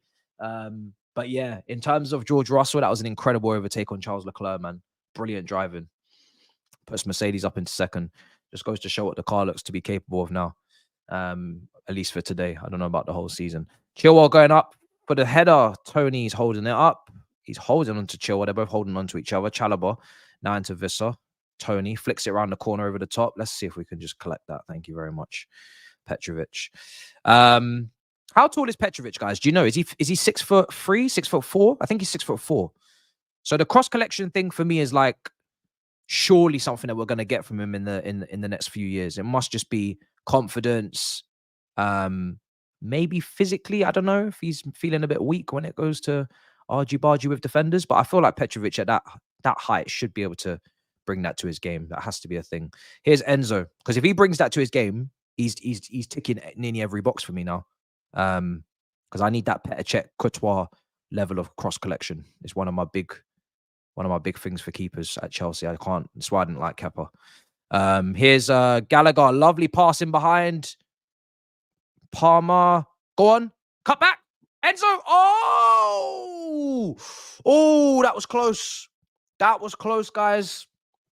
That was close. Enzo didn't really get a clean strike on it. Palmer cut back, kind of just, it was almost a pass, really. It wasn't really a shot from Enzo at all with the way he struck it. It's just a pass and almost went to Jackson, but intercepted out for a corner. And it's lucky that the defender didn't get too much on it from Brentford, because otherwise it probably would have been an own goal. Here's Gallagher. Out to Enzo. Delivery comes in. Oh, that was such a mad delivery, bruv. Oh my days. You know what? I got flashbacks to when Chicharito headed the ball backwards. I don't know if it was against us, but that's the type of header that was needed to steer that towards goal. It went straight to Disasi's forehead. Unfortunately, he wasn't attacking it. He wasn't running onto that cross. He was kind of standing and waiting for it. So then by the time it came to him, he just had to flick it on. If he was running towards that, I think we could have been seeing ourselves 1-0 up.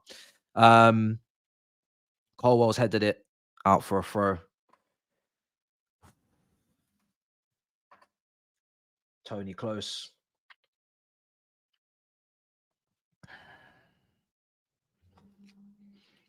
Let's see. Some people saying like I'm really behind. Let's see if beIN Sports is around as well. Keep an eye on that.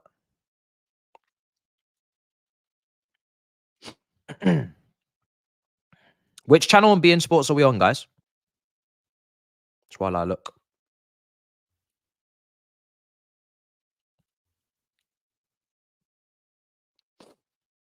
Yeah, just let me know what channel on beIN Sports we are. Is that out for a corner, is it? Tony.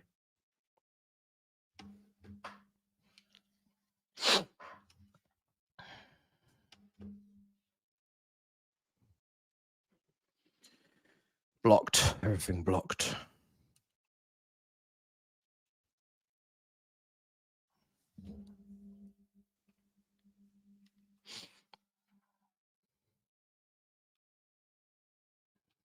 Come on.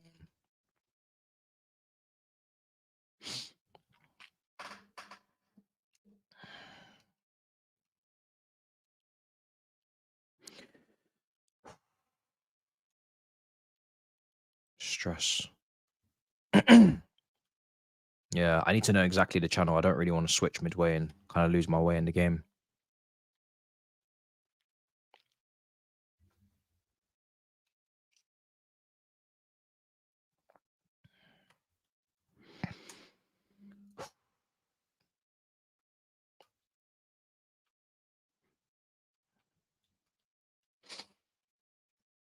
I'll switch in through.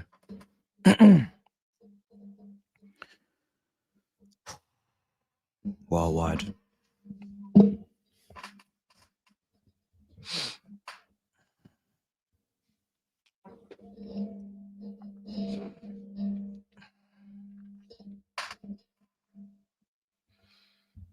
Fake scores. Yeah, you got to block them, guys. 11 minutes in. I saw bare people shouting Cole Palmer and all this. I was like, what? Have I missed something? But still 0-0. I think, was it Vista just had a shot just wide there? It's now over the top. Oh, careful, Petrovic. Careful. Petrovic, careful. Here's Caicedo. Needs to be careful, bruv. Jesus. Ball over the top. Gallagher.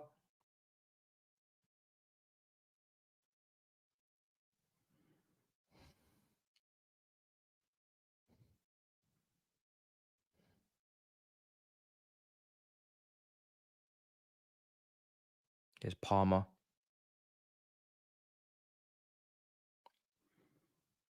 Chilwell. Enzo.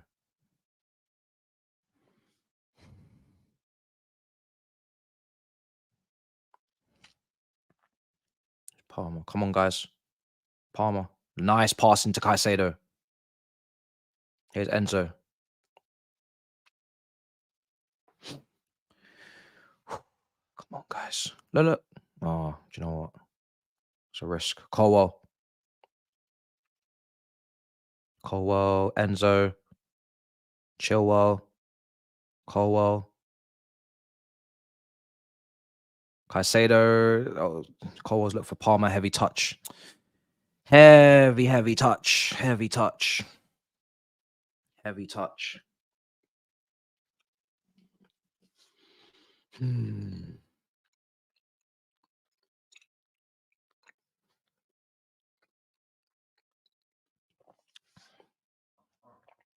Was he out of bounds, Petrovic? I don't think he was. Well, you can't tell his feet were, but Linesman and Tony's pissed, bro. Tony's pissed. Win that. Oh, just left him, okay. Oh, dear. Wish we could have just let that run.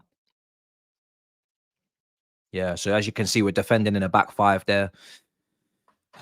Defend with 5. Attack with 5. That will be it today. Obviously, Enzo and Caicedo getting in there as well. Quite close to each other today, which is good. Seems like the days of Enzo playing as a fucking 10 is behind us, guys. Thankfully, we haven't seen that in a few weeks. Enzo's now next to Caicedo, as he should be.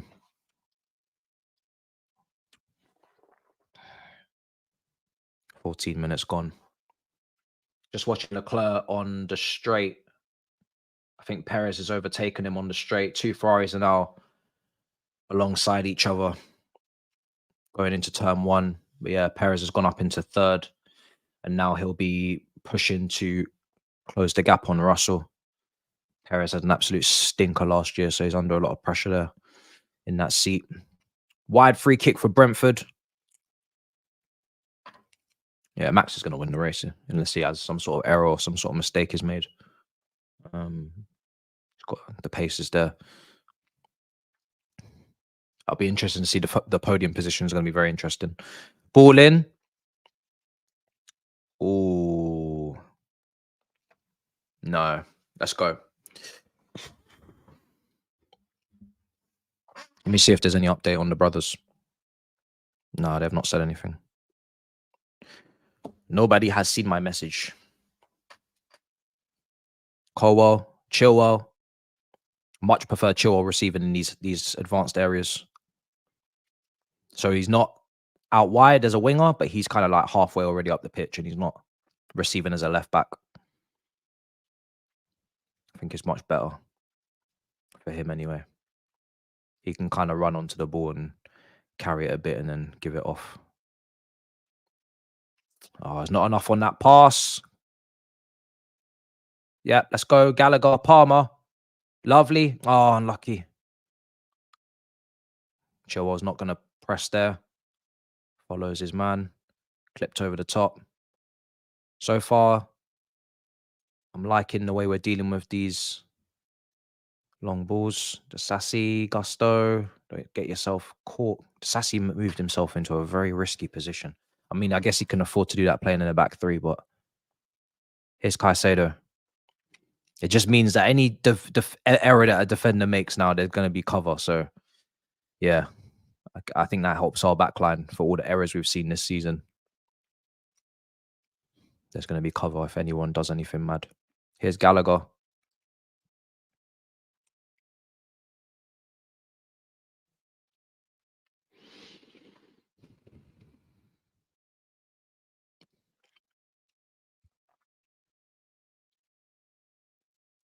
It's Colwell.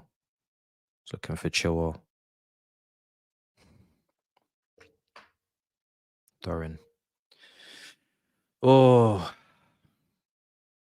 Hamilton's still in 9th. My days. He's not moved up 1 position. Here's Brentford. Left side now. Win that. Sassy. Caicedo. There we go. Lovely. Lovely. There we go. Let's go back now. Let's go back.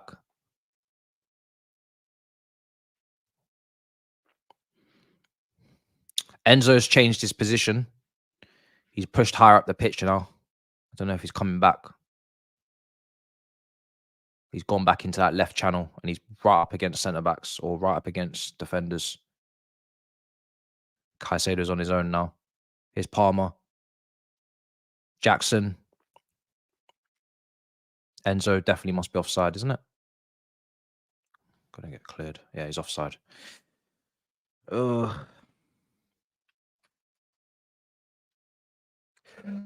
Why is Enzo the furthest forward? Yeah, for me, I'd rather Gallagher playing. I said before, Gallagher should be the furthest forward if he's gonna push a midfielder up there. Here's Gallagher. Better at making runs, better at attacking. Well, they can both attack the box whenever they feel like it, but Gallagher's a better runner. Better to be making off the ball runs. And Enzo's a better passer. So if I was thinking who's gonna pass the ball in behind, it would be Enzo to Gallagher, not Gallagher to Enzo. So here's Gusto.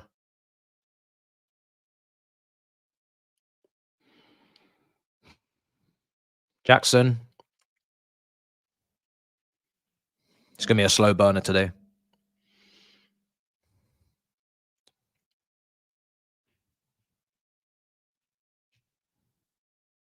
Not really that impatient about. Oh, that was a very risky pass. Is he offside again, isn't it? Yeah, offside. Ferrari's going to swap places now. Oh, that's fucking close. They almost touched. Science. That was very, very close on Leclerc, man. They almost touched. That was crazy. Chilwell's cleared. That was very close.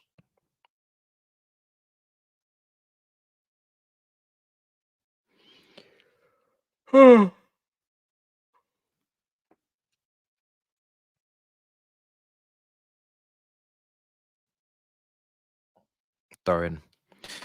Right, we're nearly 20 minutes in, guys. We're hitting about the 20-minute mark soon.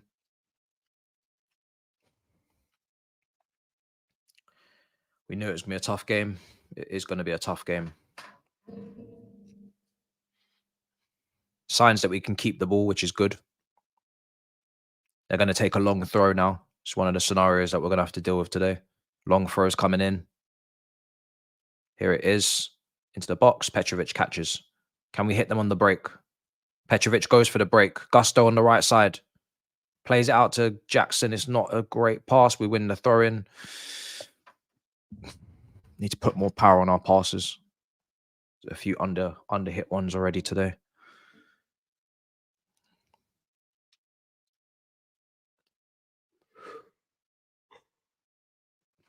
Colwell. Chilwell.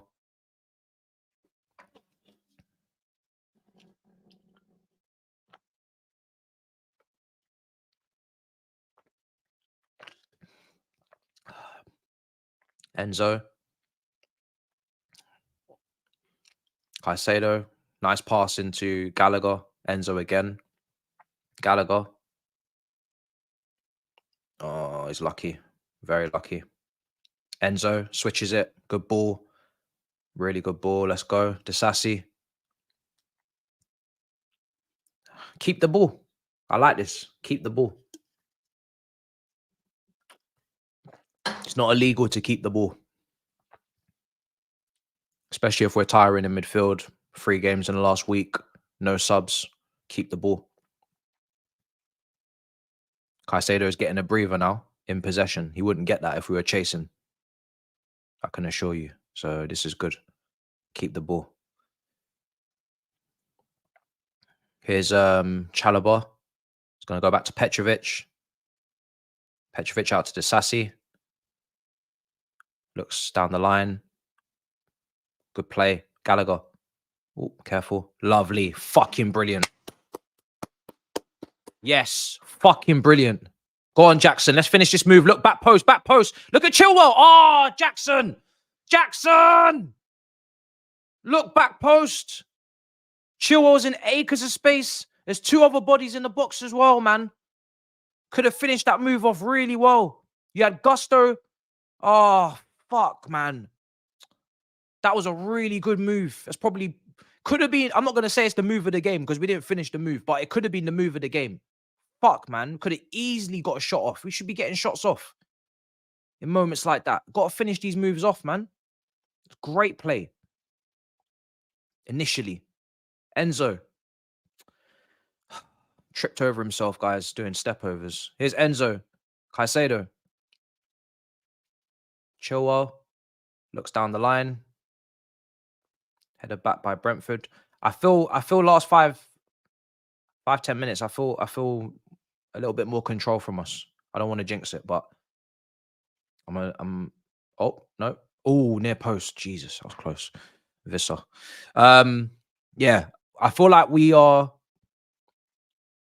containing them quite well, keeping the ball quite well, dealing with the aerial situations quite well. So a couple things are getting ticked off the list as we go along. We just need to now start taking some shots. That would be nice. That's the next thing. We need to start actually testing their keeper. We're not testing their keeper yet. I don't really remember any serious save so far. Trying to think. Max is 12 seconds ahead already. Yeah, Max is pulling out a lead of Science. 12 seconds. Norris is in third. I'm guessing some pits must have happened. Russell must have took a pit stop now. Lap 14 seems about pit window is probably open. So I'm saying Russell's probably pitted. He's now down in 8th. Russell, yeah. Perez is definitely pitted down in 9th. Leclerc would have pitted down in 10th. Piastri pitted. Norris now pitting as well. So yeah, loads of pits. The order's going to be a bit messed up for the next couple of laps. 24 minutes gone, still 0-0. Brentford got a goal kick on the halfway line.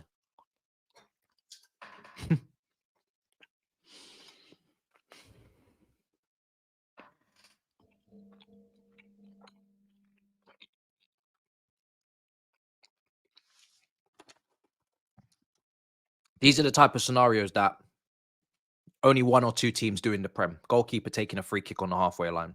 Just tells you all you need to know about what Brentford are going to try and do. Great. Oh, I was lucky. So they've just had an overhead kick go straight at Petrovic. So, yeah, hopefully that means that third centre-back is going to make these situations a hell of a lot more manageable. But that was almost a mad goal, you know. If that went in, that would have been a crazy goal. If he had scored that, yeah, my jaw would have been on the floor, bro. That would have been a madness if he scored that. All right, they've kicked out a play now.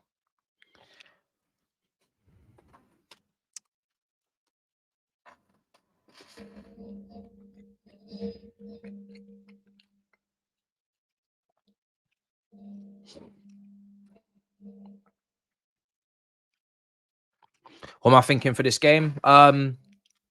Next step is next step, like I said, is get some shots off, finish the moves that we tried to make. I don't think too much is coming off the left-hand side in terms of attacking. Chilwell obviously doesn't get too far forward. He seems to have a limit, but in general, just there's no combinations down that side. We're very, very right heavy, mainly through Gusto. Palmer, Gallagher goes over there too.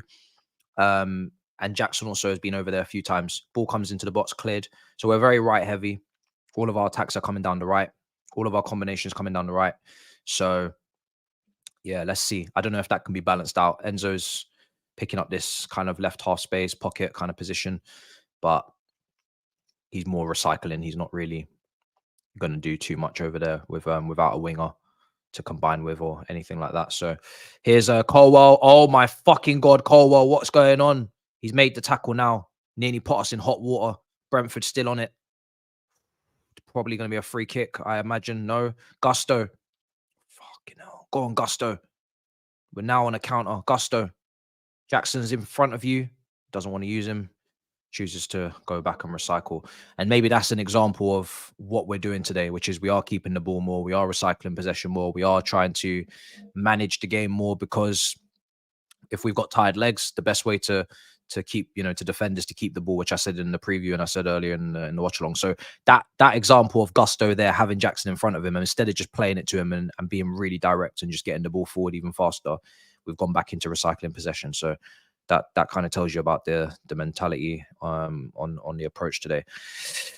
Does it mean we're going to get less chances to score? Probably, because we're not going to be as direct. So we're not going to have as many shots on goal. We're not going to have as many high-speed attacks, which is certainly the case right now. We haven't had any real efforts. I can't remember. Let me see the stats. But it means that maybe defensively we might be better as well. So this does kind of more move towards maybe looking for a 1-0 win or a 2-1 win. We've had 2 shots today, none on target, because it's not so back and forth. It's not going to be a rock and roll game. That's what I'm taking from these first 28 minutes or so. But yeah.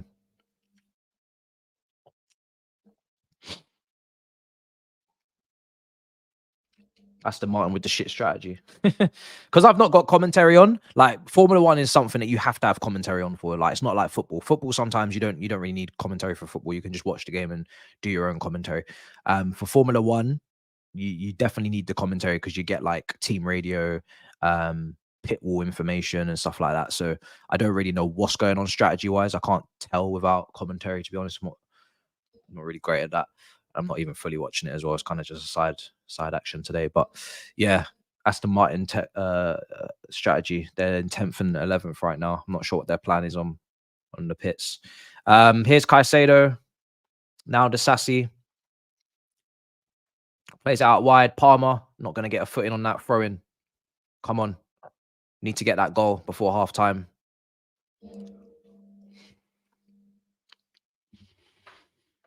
Here's Gusto. Enzo Jackson, finish! Yes! No! Fuck! Jackson! Are you kidding me?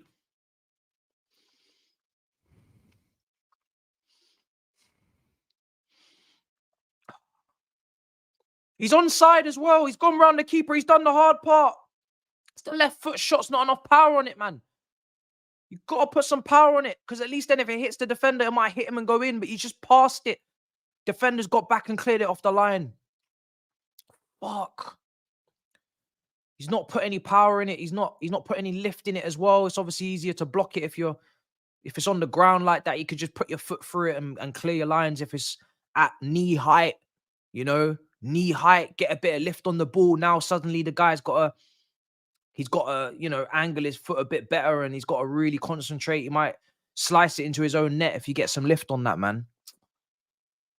Oh, it's not a good effort on goal at all. Could have really wrapped his foot around that and got some lift and really just made it an absolute pain for the defender to clear off the line, even if it's an own goal or something, but just made it easy for him. It's almost like he didn't know the defender was going to be tracking back. Just thought it was an empty net to pass it into. Should have done better, man. Should have done better. Frustrating, man. What an opportunity. Second touch just takes it away from the goal a bit, but he's got to do better than that. Even if it does get blocked on the line, there's ways of it getting blocked where it's not so easy for the defender. If they make an incredible goal saving clearance, then fair enough. If they've had to absolutely do an absolute acrobatic clearance, but that was too easy. Oh, scores. Yeah, let's get score updates. What's going on? Newcastle 2-0 up at home to Wolves. 0-0 between Forest and Liverpool. 0-0 between Tottenham and Palace. 2-0 up for Fulham against Brighton. 0-0 between Everton and West Ham. 0-0 obviously in our game. The goals in the Fulham game is Harry Wilson, Rodrigo Muniz. And then obviously in Newcastle, we've got goals from Gordon and Isak. So those are the only games where there's goals. People are saying we bought a winger in a purple patch. Jesus. Maybe we did. Blocked. I still think he could. I don't know. His finishing is that's the problem. His finishing is what makes me think, yeah, might have to. He might just be a second striker or a winger. He might not. Finishing is like you either have it or you don't, isn't it? It's one of those things. Don't know how much development you can do. They said on the most recent report they've been showing him videos of Jimmy Flo Hasselbank and Didier Drogba and Gabby Goal from Fiorentina, I believe. Argentine is he? But yeah, I don't know. I don't know if those clips are gonna do too much. We'll see. But I feel like it's training, isn't it? It's repetitive actions. You've got to keep working on it at the training ground. I hope he's doing that because it's a clear weakness in his game. It's definitely the biggest weakness.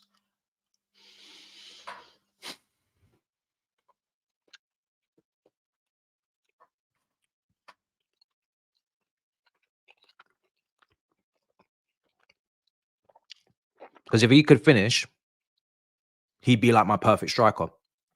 All he's missing is heading the ball and finishing. If he could finish and head the ball, he'd be my perfect striker. Because I know as he gets older, he's going to fill out. His body's going to change. Like he's going to be more in the hold-up play. He's going to be even better as he gets older. But he can carry. He can dribble to a degree. Like he can hold it up. So he can do all that. So yeah. But unfortunately, the two areas I need him to improve on are the most difficult, I guess, to master. Here's Gusto. Plays out to Palmer. Palmer. Oh, beautiful. I love watching Palmer. Fucking hell, what a player. His close control is so good. He's so agile. The way he just rolls his foot over the top of the ball just sends people flying. Gusto. Caicedo. Out to Colwell. Left side. I do think there's potentially a good result coming based on what I'm watching. I'm quite satisfied so far. It's not perfect. There's a lot to do, but we could be getting battered in terms of they could just be destroying us, you know. Jackson. Oh! Yeah! Jackson! Yes! Yes! He's headed it in! He's headed it in! Come on! Come on! Yes! What a ball! What a cross from Malo Gusto! What a cross! And what a header! What a header! I'm not gonna say a certain name because I don't even want to do that. Do you know what I mean? But it was that esque. Wow, what a cross from Gusto, man. He's put that right on his forehead, inch perfect. And Jackson's arriving on this, and it's another part of his game we've been crying out for him to improve. He does very well there. Gets up early, heads it down into the ground as you're told to do, into the bottom corner. Come on, yes. This is what we want. Beautiful goal, man. That's a real Chelsea goal. That's a proper Chelsea goal right there. That's beautiful. Fucking love that. Jackson needs that. He's had a couple frustrating moments. Wow. I'll take that. I'll take that, man. Like I was just saying it as well. Like I feel like regardless of the frustration, I'm actually quite happy with the way we're playing. There's some control today. Might be boring for some people, but we can't have it all. Can't ask for some control and then still want a back and forth. We know that the midfielders need a bit more rest. I think we've dealt with them to a degree pretty well. They've had a couple of moments, but I think it's been good so far. There's definitely green shoots on getting a win, but we needed that goal first, man. We needed that goal before half time. Oh, come on. What a header. What a header. And I know he's absolutely like screwed up the chat because everybody after that miss was like, yo, how can this be the striker? I can't take this shit any longer. Listen, you see Jackson, regardless of if he's gonna be a number 9 or a winger or whatever, the player, I'm invested, man. I'm invested. He's frustrating at times, but I'm invested. There's enough good attributes to invest, man. And he didn't cost 70 million, so we're here, man. We're here. What a goal that was. That was a goal. That was a goal. Let's see if we can build upon this now. Need to build on that. Stress. People saying pen. My shit's messing up. Needed that, man. Needed that. Don't know what's happened to the boys, man. I'm not getting any messages. Where are these boys? What's going on today? What's going on with the brothers?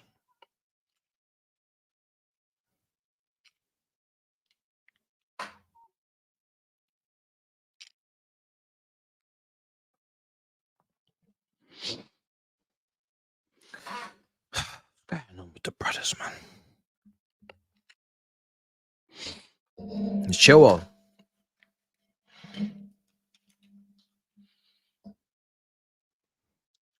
Unlucky.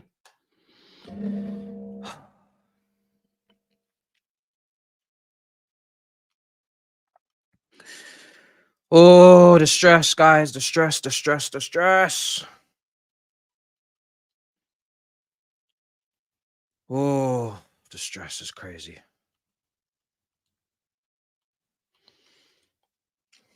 Trying to get a faster time at the moment.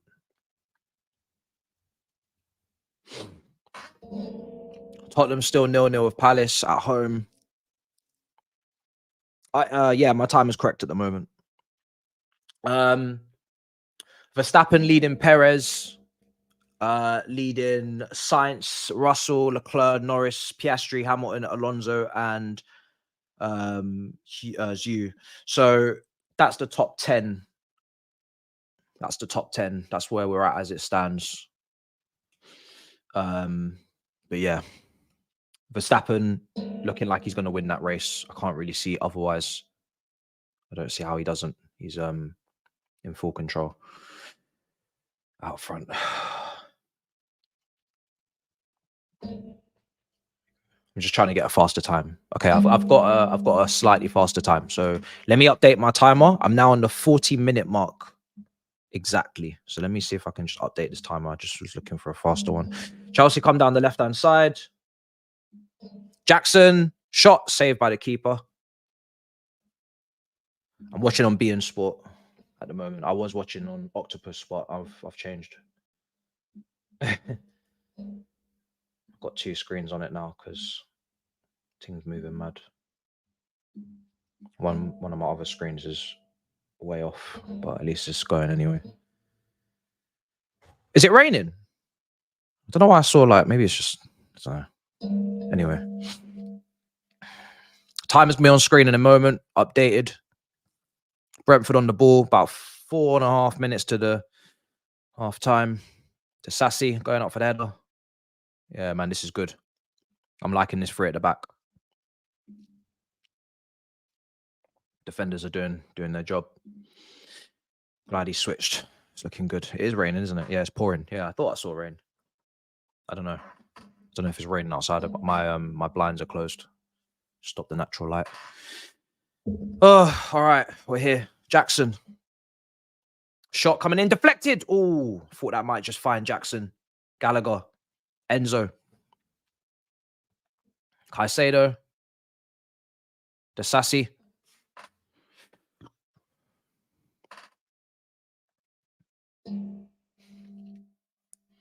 Here's Enzo. Little clip over the top. Just trying to find Gallagher.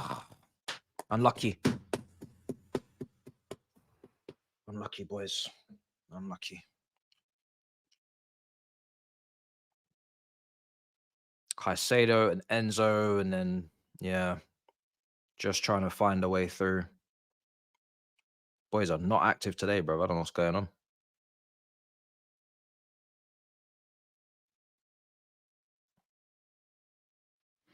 Can't get a hold of Eunice or Miz. Come on, second goal. Imagine a second goal.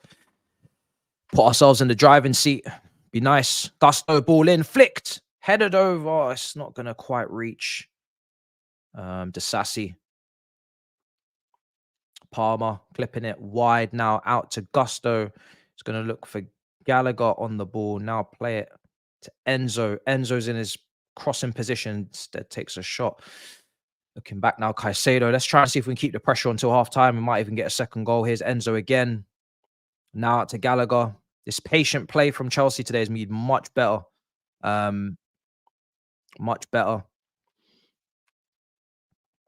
Here's Caicedo. not bypassing the midfield so much, letting Caicedo and Enzo dictate. Desassi's going on some Rudiger run. Caicedo looking for Enzo again. We've got midfielders that patient play suits, you know, don't bypass them completely. Play through them. Let them get on the ball. Open up angles. Enzo's giving it. Caicedo gets it back. Back free. Beautiful. Come on. Come on. Hopefully Caicedo's okay. He's now down. I think he's just got... I don't know what's happened there. Hopefully Caicedo's not injured because that's going to mash up our whole balance if we have to put Cassidy in there.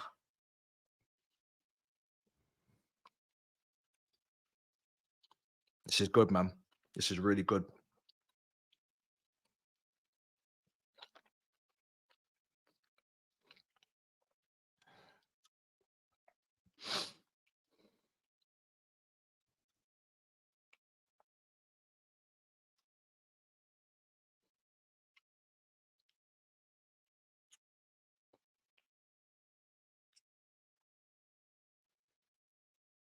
Wait, what did the Chelsea team post in the caption? Petrovic. Petrovic is Chelsea's number 1. Oh, sorry.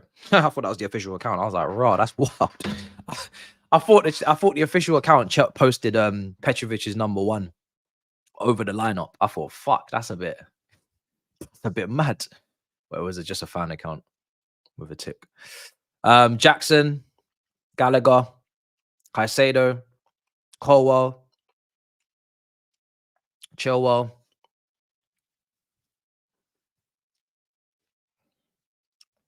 Yeah, this back three is really good today. We've spoken about it in the last couple of weeks a little bit because the wingers are inconsistent and the inside forwards are probably the better goal threats in Nkunku and Palmer. Obviously, Nkunku's not fit. And obviously, Reece James is now back in training or individual training. I don't know what's going on there. Could be a way to get him into the team. I like this balance right now. It's good balance. And like we've been saying, there's a lot of free at the back managers, Sporting Lisbon, Leverkusen. It's not going to be him, but, you know, Inter Milan, Inzaghi. So could be coming back into fashion, bruv. I can't lie. I like this. This is good structure. Palmer, especially when the DM position is so confusing right now at this club. It's not like we have a traditional Nemanja Matic type player. I think Lavia could do it, but that brother ain't fit, so... Here's Enzo, Gallagher, good play, good passing, lovely. That's the position. Ah, the cross, unlucky. Too much on that. Just need to keep going. It's nearly half time now, 46 minutes gone. Flipping it into the wide area out for a throw.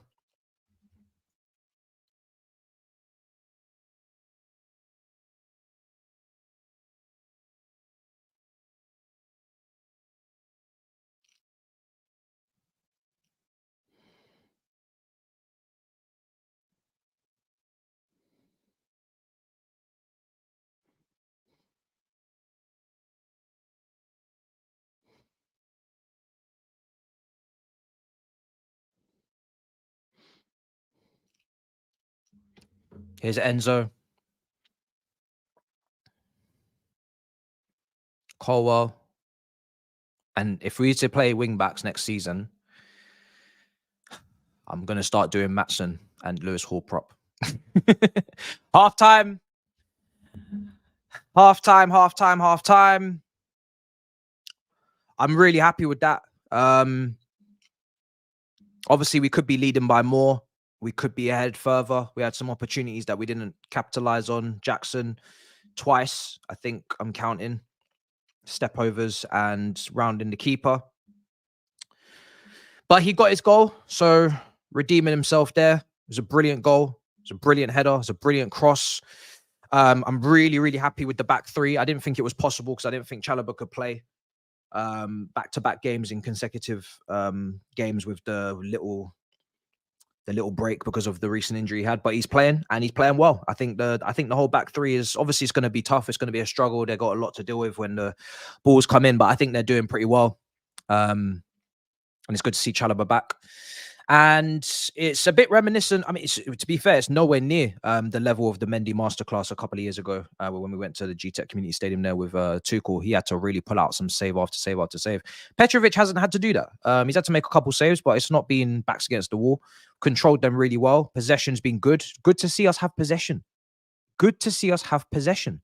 I know people want attacking football. They want, a lot of excitement, but I think we also need to learn how to just manage games, control games. Then we might actually be able to keep people from gassing out. I think Caicedo and Enzo playing amongst each other is great. Gallagher making his runs off the ball is great. I'd rather it that way around than not the other way around. Palmer's getting on the ball, nice touches. So yeah, we're looking good. Just need to try and get the second goal. Caicedo's doing very well. Yeah, he's doing very well today. My only concern is obviously, if we have to make a sub in there, it's probably Cassidy that comes in. Then what does that do? That probably changes the whole dynamic. So I don't know how that looks, but yeah, this is good. This is good. The left-hand side it's very right heavy. It's very right heavy. It's not a surprise if I tell you that Gusto, Palmer, and if I tell you Gusto and Palmer's on one flank and Chilwell and nobody's on the other, because we know Gallagher on the left side is not gonna stay over there. He's not even been over there at all, really. Gallagher's been on the right a lot more. It's been basically a massive overload over there. And Palmer's moving wherever he wants, but he's still mainly on the right-hand side. If I look at their heat maps, I'm sure I'm going to see everybody on the right-hand side. So it's not balanced. Chilwell's just being used as this... I don't know what to call him because he's not even really getting really far forward. So I don't really know what to call Chilwell in this game. He's kind of just over there on his own and he has to just do his defensive work. But yeah, man, Gusto, what a cross. What a cross. It's inch perfect. It's Reece James-esque. It's right on the forehead of Jackson. It's pinpoint accuracy. You couldn't deliver a better ball. You could not deliver a better ball. It's got enough pace on it. It's got enough, it's got everything you need on it. And then obviously it's just down to Jackson to connect, and he did. So yeah, I'm happy for that. Right, let's go through super chats. No Brazilian youngster is safe. Chelstein, Jesus Christ. No Brazilian youngster is safe. One day you're in the favelas, next day you're in the bench on Strasbourg. This guy's crazy, bro. Absolutely mad. 20. You're a madman. Did Jackson just defend against himself? Not for the goal, he did it. Not for the goal. Not for the goal. Listen, like I said, the price that we paid, the wage that he's probably on, I think he probably makes less than Malang Sarr. He does make less than Malang Sarr. So many do make less than Malang Sarr. Gallagher makes less than Malang Sarr. Mudryk makes less than Malang Sarr. Jackson makes less than Malang Sarr. Madueke makes less than Malang Sarr. I can keep going. For what we paid and for what he earns, for me, he contributes. He might be frustrating. Yes, he's going to make some bad shooting decisions, or, he's not a great shooter, but he can definitely play somewhere in the team and he can definitely be part of the squad. And that's all I need him to be at 34 million or whatever it was. So there's a lot of attributes there that I've always liked from day one. Finishing, a lot of to improve on. Heading ability, improving on. Got to improve on. But he can definitely bring something to the side. So he's not blocking anybody's way. He's not blocking any signings, that's for sure, up front. So yeah, I like the player, man. Just has to develop. But like I said, he's not blocking us from signing someone elite in the striker position. And I definitely think he's the type of striker that can play with another striker. I think it's quite obvious if you play him out wide or you play him just off a striker in a second striker position, maybe in Nkuku's position, he could definitely link up with someone really well. So yeah. I feel so disconnected as a fan and tired mentally. That's how I felt against Leeds. Today I feel a bit better. Maybe you're still on the hangover of the Liverpool game, or maybe you're just like that in general, which is fair enough. I know a lot of people are not connected to this team. Me, I'm bipolar. Sometimes I feel a connection. I said it on a video. I think I was with Rory on DR. I said sometimes I feel a connection, sometimes I don't. It's very, very bipolar.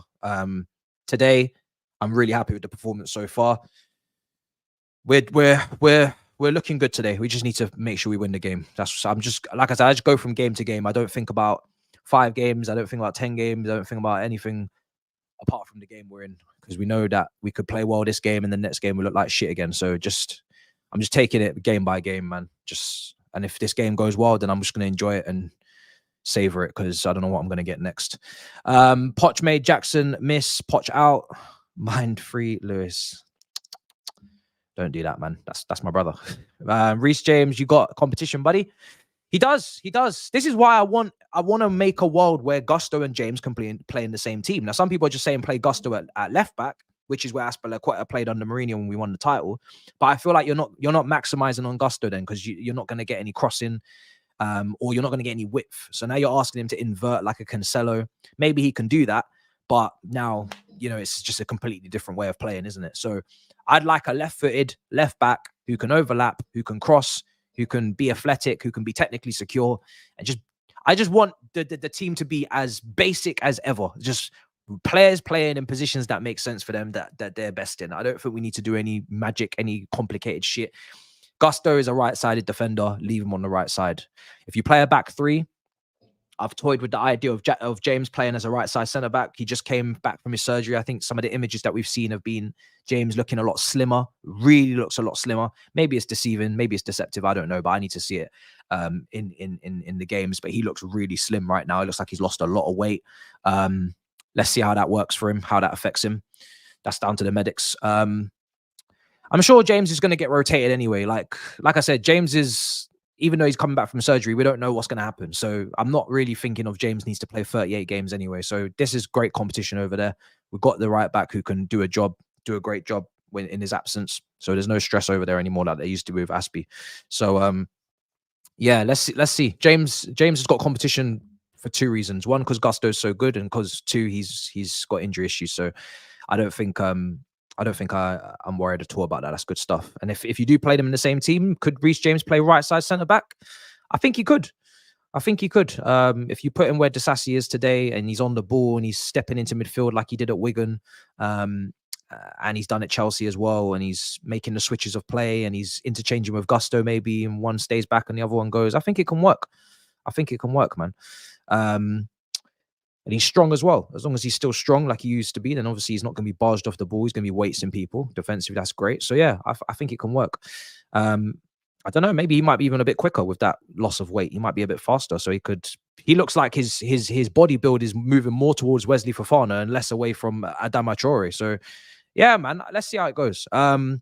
If we were to bring experience, who do we buy? I'm not really in the buying mentality mindset right now, because 1, the window's ages away. 2, we don't know who the manager is. 3, we don't know the formation or the system. So, and 4, because we spent so much money that it embarrasses me. So I'm not really thinking about buying. I know the positions. I'm looking at, if we're not going to use Maatsen or Lewis Hall at wing back, and we're going to play a standard left back, then we have to look at left back, because Cucurella, Chilwell, one of them, or even both of them are at risk. Goalkeeper, potentially, depending on what you think Petrovic can become next season. Striker is obvious, and maybe a winger if Sterling goes Saudi, or one of these development wingers go on loan, or whatever happens to them. So 3-4 positions, but yeah, it depends on the system. We might not need a winger. If we're playing back 3 next season with inside forwards, we don't need a winger. We got Nkuku, Palmer, Gallagher if he stays, potentially Carney Chukwuemeka, and there's probably more that play. And Angelo, I could definitely see Angelo playing as like an inside forward as well, probably. So yeah, you've got a lot of inside forwards. You could still buy another, but probably focus on getting the striker, to be honest. So yeah, not really thinking too much on that. Cassidy for Enzo, do you reckon? From Canada, big up, brother. Cassidy will help us aerially for sure. I think if it's last 10 minutes and backs against the walls, and we haven't got the second or third goal, and we're having to defend corners and set pieces and free kicks and all that stuff, then obviously aerially Cassidy's just going to give you more than Enzo. So that's just an easy probably decision to make. But I think you wouldn't make it now. No, we've got good control. Enzo's a better passer, a bit more vision. So I think try and get the second goal. And then maybe as the game goes on, if Enzo starts gassing out, then maybe you bring him on for the last 10 minutes. But yeah, I hope they've done work with him in training about his defensive positioning, because obviously being tall is not enough. You need to actually be cutting out passing lanes and stuff. I don't know how good he is at doing all that stuff. So with With Reece more slimmer, hope he retains his strength. Yeah, as I just said, Kingsley, yeah, literally, it's the trade-off, isn't it? Is he going to be weaker but faster? Is he going to be stronger and slower? Is there going to be a nice balance? Hopefully it's the nice balance. So let's see.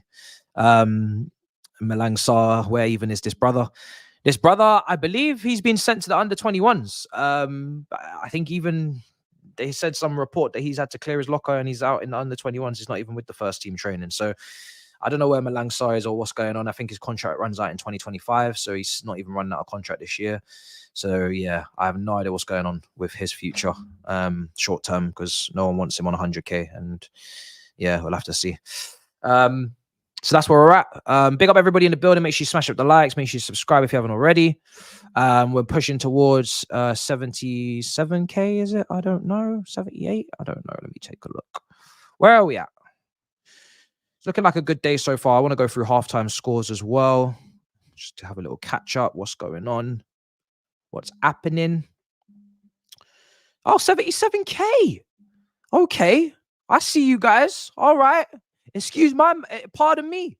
Asking for something we already got. Pardon me. Excuse me. Look at you, man, go. Do you know what I'm saying? Fair play. I hear you. I see you. Big up. Oh, all right. Let me shut up. We already hit. All right. Say nothing. Say nothing. Big up. 80k target. That's what we're on. We're nearly there. Say nothing. Let's take a look at the scores. What's going on? So it's half time. Tottenham still 0-0. Palace. Forest are 0-0 with Liverpool. No goals in these games. Newcastle 2-0 up against Wolves. Fulham still 2-0 up as well against Brighton. Everton 0-0 against West Ham. There's a lot of 0-0s. Today. Luton Villa late kickoff. We will not be there. And I think someone said Valencia versus Real Madrid is at 8 o'clock. We won't be there, but that could be a good game. I don't know where Valencia are these days in La Liga. Let me take a look. Valencia, they're eighth. That's not bad. They were in a relegation scrap last year, so they're coming back. I want that club back at the top of La Liga, man. Valencia, a big club. We need you back. At the top. Second half's coming up. Is it going to kick off now? Timer. Let's see if we're ready. PSG drew. No, that's not PSG. That's Paris. No PSG today. Italy. Nothing really too much today. When's Bayer Leverkusen playing? Tomorrow? Not today. Dortmund are 1-0 up. Not today. I'm guessing they play tomorrow. We'll be here for the Manchester derby tomorrow as well. 2:30. I think we're starting. I think it's 3:30 kickoff, isn't it? So yeah, hour before kickoff. So yeah, we'll be there for that. Looking forward to that. That's going to be lovely, especially if we're going into it with a win. We can just relax and just enjoy the festivities. Enjoy the anarchy, bruv. It will be good. We can live to fight another weekend, is what I say. Timer, 45 minutes.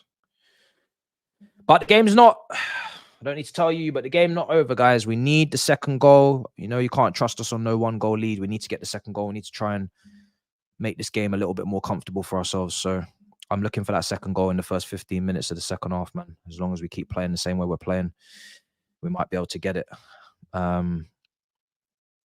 So hopefully there's no pin it back there. So they're ready to give chances away. Second half's about to kick off. In the race update in Bahrain, Verstappen leads with Perez to Sainz, Russell, Leclerc, Alonso, Norris, Hamilton, and Piastri and Albon all make up the top 10. Ricciardo is currently in the pits. Both the racing Red Bulls, new name for that team there. None of them scoring points at the moment. Same with Haas and Alpine. Really, really bad start to the season. Both their drivers starting at the back of the grid today, and they're now 17th and 18th. Haven't really moved up the grid too much. So lots of pressure on them this season, with obviously Ryan Reynolds as one of the investors and whatnot. So all French team in a whole heap of fuckery. Second half's going to kick off, and we are kicking off. Second half's there. Timer on screen. Let's see what goes on here in this game. Let's make sure that we win, hopefully.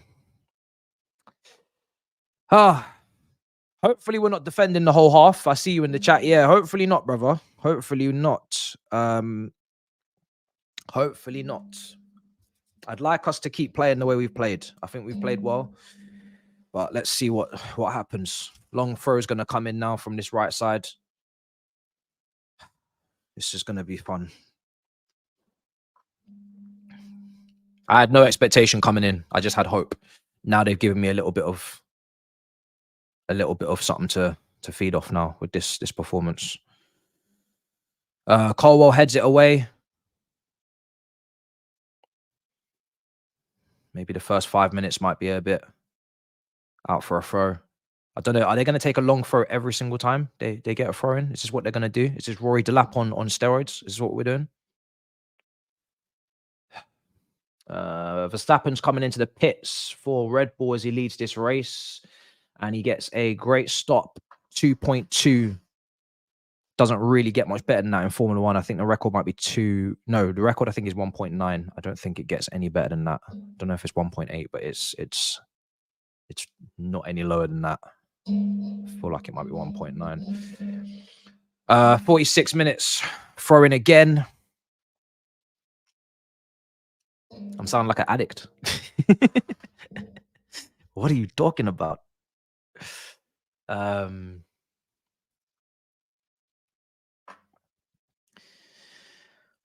This is Juventus versus Napoli is going to be lit. What is that on today?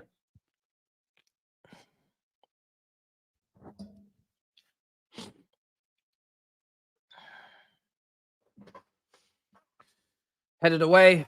Brentford shot. Saved by Petrovic.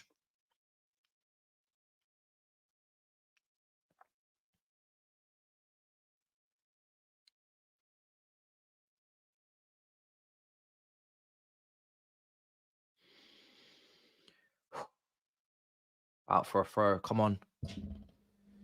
Come on. Come on, guys. Come on, guys. Enzo.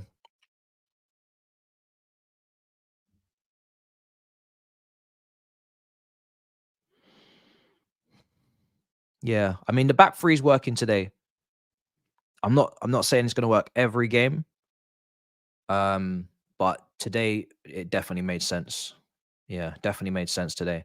I think if it's going to work every day, you probably need to make sure that your wing backs you got a variety of wing backs because the system is heavily dependent on wing backs.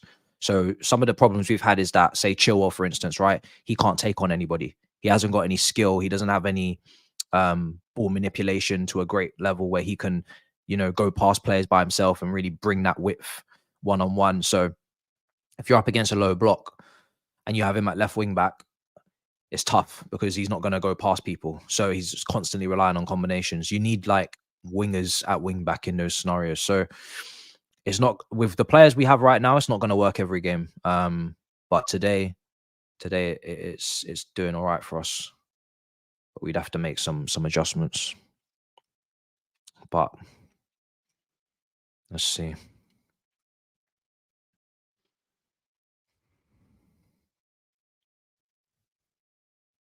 There's Enzo. Colwell. Flip that. Over the top. Wrong side, Chalobah. Crossed in, Desassi. Get that clear. Oh, it's been taken down. Tackled. Oh, fuck off. Oh, dear Lord, these guys, the defending for that is just comical. Absolutely comical. Oh, my days. What a shocking way to start the second half. Fucking hell. It's just error after error. Who's even scored? I think it's their wing back. I don't know. Look at the way. This is just a simple punt into the box. Gusto gets caught under the ball, loses his man. I don't even. So, look at this. Look at this. Look at this. Look at this. Look at this. Oh my God, Gusto. Oh my days. Then the tackle on Caicedo, and then oh my days. Gusto's completely lost track of this ball. He's just left his man. Caicedo comes in, doesn't get the tackle. Comical. Oh, jeez, man. Oh, my days, guys. Fucking hell. Jesus. Honestly, man. Error after error after error after error after error. That is not the way you start a second half. I don't know what they're doing. The Sassy, Caicedo not putting a strong tackle in there. I mean, I know he's in the penalty box. Maybe he's afraid to give him a penalty. Gusto losing flight of the ball. So much going on there. Obviously, that happens when there's only one centre back in the box. No surprise. That cover's not there. Fuck's sake, man. Lost our momentum now. Half-time just broke our momentum. And it's not the first time we've come out for a second half and we've been very dodgy. Came out in extra time against Liverpool as well. Dodge after ending the half well in normal time. Just killed our momentum. Come out now and just not good. Look at that, man. Look, Tony's holding Colwell, takes him out the game. Fucking hell, man. Is that not a free kick as well? I'm not even trying to make excuses, but does Colwell not get a free kick for his arm just being completely held off there? Basically took him out the game. So we was then going to a situation where we're defending with 2 centre-backs instead of 3. No surprise. No surprise. You can almost say that we were defending with a back 4 there because of the way they took him out. Fuck. Look, look, look, look, look, look! Oh my God, off the post. Fucking hell.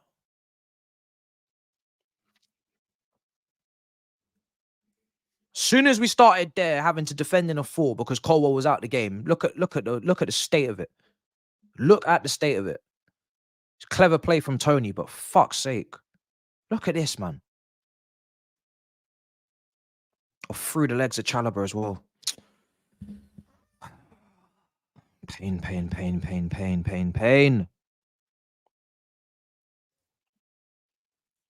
Bro, please, you don't need to bring up Thiago Silva every time we concede a goal, bro. We've been shit defensively all season. With him, without him. And he's leaving at the end of the season, so get used to life without him. I've been saying it since the start of the season. You should be able to phase out Silva as the season goes on. If you can't do that when he's probably in his last season, then you've done something very wrong with the recruitment of centre-backs. So there's no point crying over Thiago Silva because he's going to be leaving. Here's Gallagher. Somehow we've been able to play on with 2 balls on the pitch. We just kicked one off. Thought the referee's going to blow. Gallagher. These defenders have to grow up, bro. They have to defend for themselves. Thiago Silva's leaving, bro. Can't ask a 40-year-old borderline to keep defending for you season in, season out. Headed over the bar.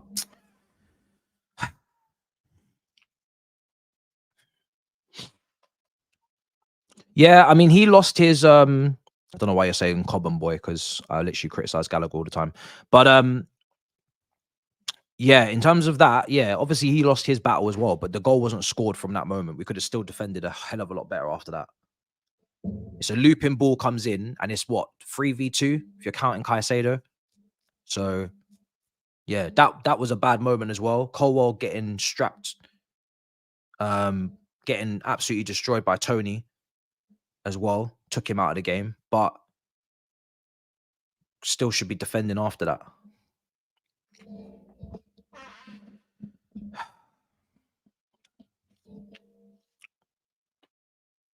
Some guys just take their Twitter agendas over here and they just forget I'm not that guy.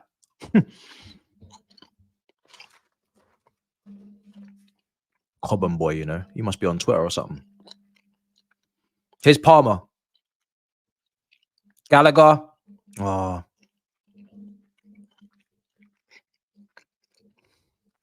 Cleared.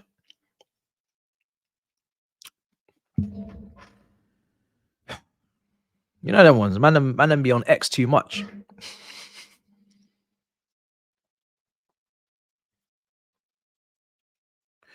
We need to get ourselves sorted, man.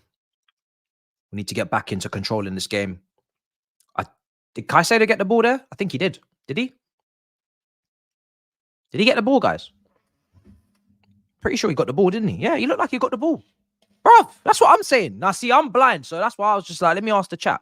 Bruv, he got the ball. He literally got the ball. I ain't shy on criticizing Caicedo's tackling technique. Sometimes he's an absolute mess, but he got the ball there. He actually got the ball. It's almost like his reputation just went against him there. He got the ball. I can see him take a chunk out of the ball as he goes in. Don't know what this is.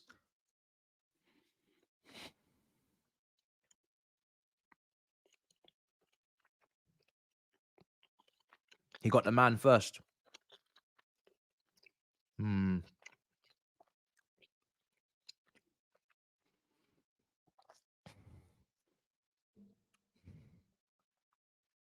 Maybe 55 minutes.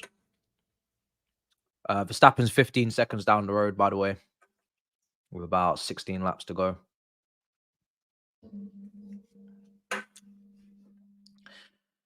So that's that. Sainz versus Perez is the real fight going on for podium, second and third. Here's Gallagher. Oh, the possession. Come on, get the ball, Gusto. Hey! I don't know why I'm shouting like the ref can hear me. Bruv, are you going to book him? No, don't play with me. You're going to book him. You're going to book him. You're going to book him. What's going on? Fucking hell, man. Is that his first warning or something? Must be. This is crazy, this game. It's starting to become more of a Brentford game and less of a Chelsea game. The way that it's starting to get all aggressive now, and we need to take some control back and slow this shit down again, because it's starting to go more into their favor. Chilwell. Enzo. We just need to be a team. Get the control back, right? Calm the whole thing down again. Back to the tempo we want it at, and go and get the second goal, win the game 2-1, and that's a Premier League day. That's a tough game, Premier League day, but you handle business. Get up off the floor, man. Out here, what's going on? Diving around. Come on, Caicedo. Enzo. Oh, just about got that through to Gallagher. Look, Palmer's there. Palmer's in front of you. Oh my God, Gallagher. You're really killing me on that one. Come on. He was right next to you. Why didn't you just play it through? Then he would have had like bare options. He would have had 2-3 options around him. He's just pass it into the middle right there. He's there. He's got options to his left and right. We got something. We got something going on then if you just play that pass. Fucking hell. And now Enzo's just shot over the bar. Oh my days, man. I'm looking at Gallagher and he's facing Palmer, and I don't know why he just doesn't pass it to him. He's in the 10. He's in the half space. He's there. Then he's got options all around him. Just play it to him. Goes out to Gusto, who's basically outnumbered over there. He's not going to do nothing. Outnumbered. He's not got no overlap or no help. Come on. Ah. If he wasn't looking there, fair enough. He would not have seen the pass, but he's looking right at it. Go on. Ugh, Sassy heads it out. If there's fake goal shouts, you need to block them. Don't make me have to do it, because I will. But then I'll also change up the mods. Yeah, I don't know who. If you're doing fake scores, we're blocking. So I don't know if you want to just make new emails or what you want to do. But I'm also going to change it to subscriber mode. 30 minutes. If I have to do that as well, I'll do that. So then you can't get back in. So I don't know what you want to do. You can either stop putting in fake scores, or we just won't see you in the chat. It's quite easy. I can change the settings quite quickly, guys. I'll just do it now, just so you understand. Yeah, 20 minutes. No new Gmails. No new Gmails are coming in.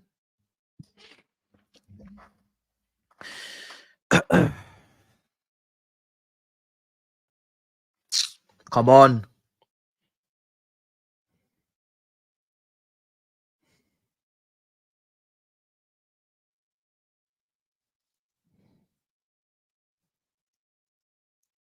Ball in. Clear. Oh my God. Oh, fucking get the ball away, man. Get the ball away. Oh my fucking. Get the ball away. Get the ball away, guys. Come on. Fucking hell. All right, now, hey, this is a 4v1. Gusto. Yes, Palmer. Oh, my God, he's missed the whole target. How?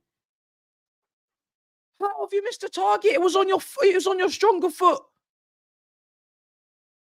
It's so, oh, my, this team, how? 4v1. And it's a good ball from Gusto. It's on your left foot, man. How are you not hitting the target? How is that possible? On your left foot. The ball's on the ground. How are you missing the target? The ball is on the ground. It's not bobbling, Palmer. How? It's one of the worst misses of the season. I'm sorry. How are you not hitting the target? The ball is on the ground. It's not bobbling. It's on your stronger foot. It's literally a training drill. It's a training drill. How are you not hitting the target? You do these exercises in training.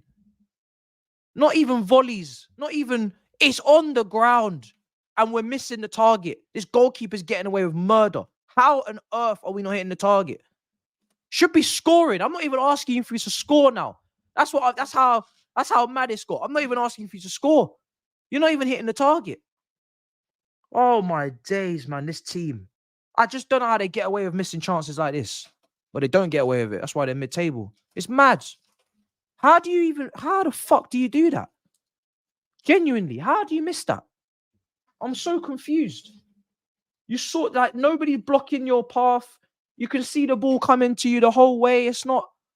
Ay.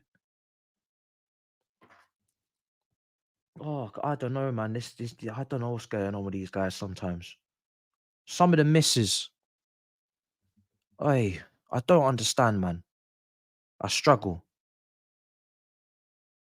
I really struggle. Time, space, nobody pressing you, nobody pressuring you, nobody blocking your eye line of the ball. How? How? I just don't get it, man. It should be 2-1 up. Ball in. Header. Oh, my days. Brentford. How? Somebody tell me how, man. I'm actually lost for words. The Jackson one absolutely killed me. Then this one as well. I just don't understand. Tottenham are 1-0 down. Crystal Palace have scored. Everton 1-1 with West Ham. How? How? I don't think I'm going to get over that if we don't win. How? This whole team need to do shooting drills because I just don't understand. I don't understand. It's insane. Eze, yeah? Eze dagger. Oh, God. So infuriating. I'm honestly discombobulated watching that miss. That and the Jackson one open goal as well. It's crazy. Obviously, his was cleared off the line. That one was just off target. It's crazy.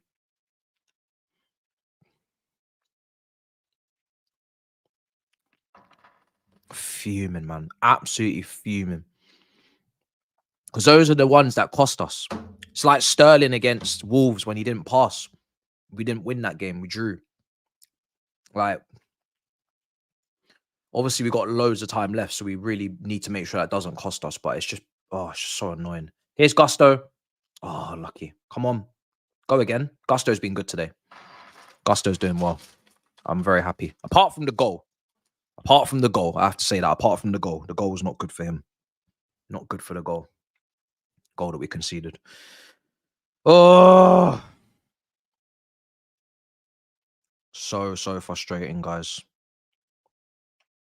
Should have minimum 2 goals today. You could even say 3.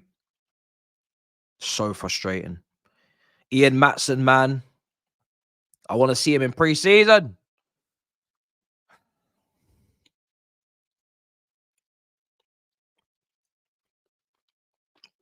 Left side. Cross in. Gusto, you need to be there. Oh, my days. You need to be back.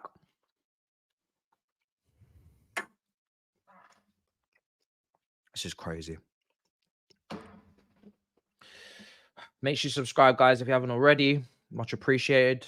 Road to 80K. New website just launched as well. Link is in the description there.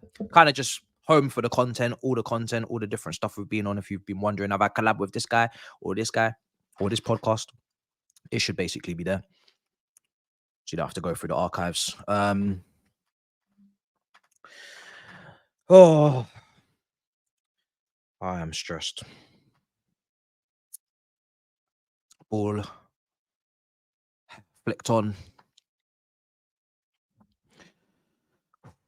Come on, man. Right side.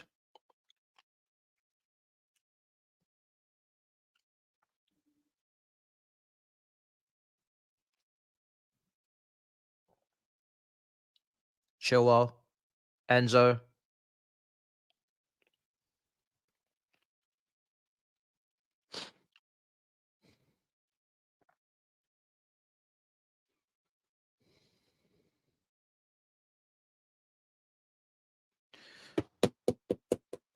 Come on. Come on. Put some pressure on them, man. Goalkeepers looks like he's got the sun in his eyes, man. And we're not putting any shots on him. Man's holding up his hand. Sun's in his eyes. Can't see shit, man. Come on. I want shots on this keeper.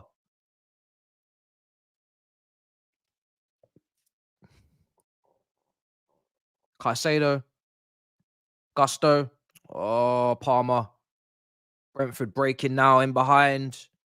Tony, really good touch. Up against Disasi. Sorry, Chalobah. Overhit cross. Oh. What substitutions are you guys thinking about now?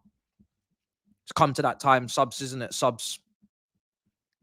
Mudryk, people are calling for. Who would you take off? Did I close that poll? Of course I didn't. Said I would close it. I didn't close it. Yeah, let me do a poll. Subs. Would you bring on Mudryk, Madueke, shit, Sterling, just naming the obvious options, or Cassidy?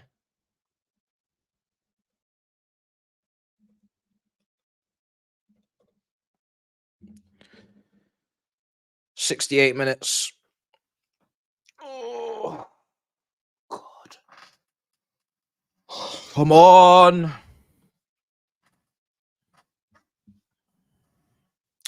Get your votes in the poll. Who would be your first sub on? I've just gone with the obvious names. I don't really think there's any other contender if we're trying to win a game, but those 4 options I gave there. Ball comes into the box. Clear it. Still not away. Oh, fuck. Oh, fuck.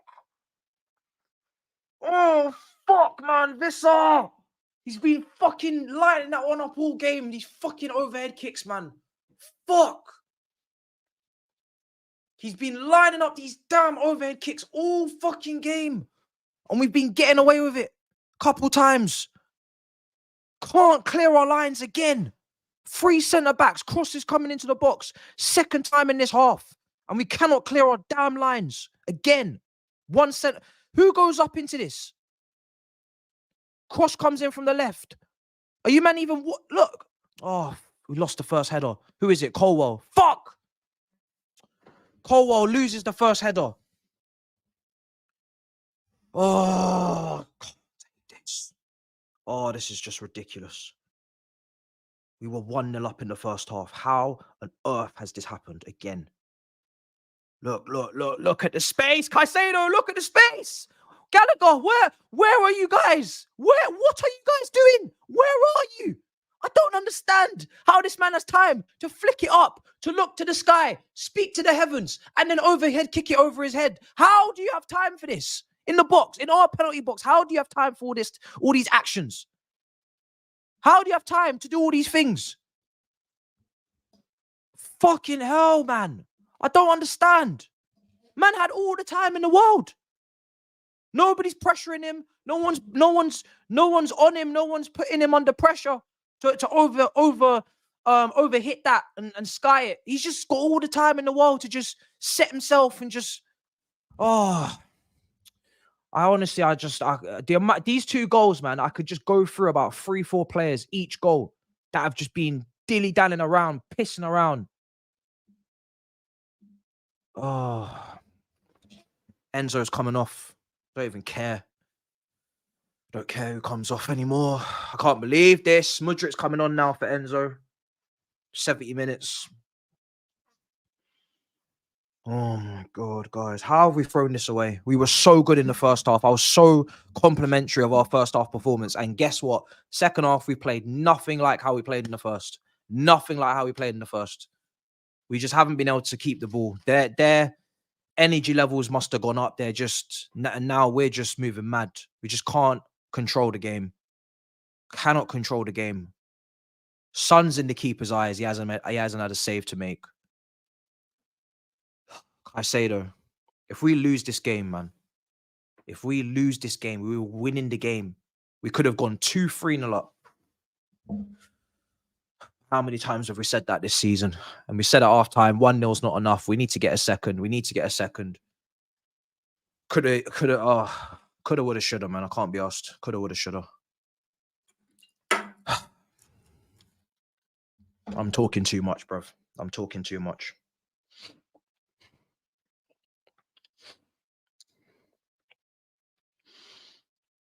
I prefer not to speak.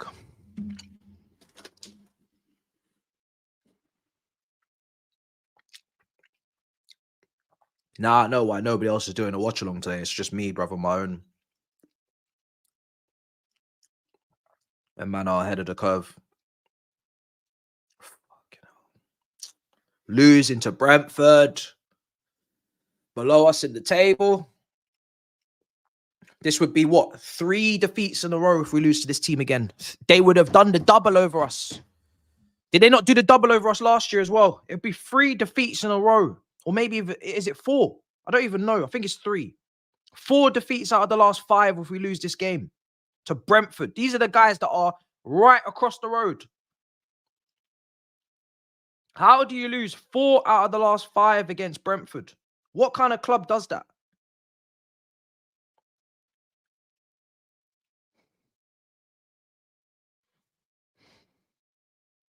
It is. It's 3 in a row, 4 out of the last 5 if we lose this game. I'd call them our bogey team, but it's a lot of snot, bruv. It's a lot of bogey. A lot of bogey teams right now in this league for us. Half the league's a bogey. 2 laps to go. I said the Formula 1 wasn't going to bring me no joy. Verstappen's going to win. Red Bull completely block out the front row. 1-2 for Red Bull. British drivers, none of them on the podium. Oh, this is not a good day. This is not a fucking good day in the slightest, guys. Not a good fucking day at all.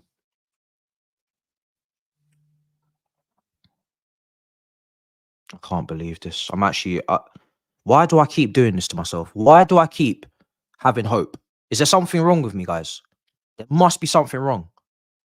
I watched that first half and I think, yeah, we're playing well. There's hope. We can win this game. We just need to control it in the second half. Look for the second. Put our foot on the ball. Why do I keep doing this to myself? Is there something clinically wrong with me? Like, I'm starting to have some soul searching.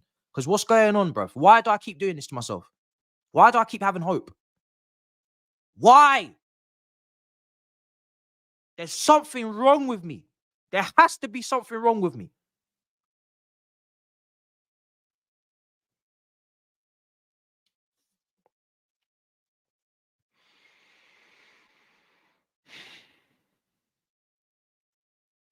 I don't even have much hope.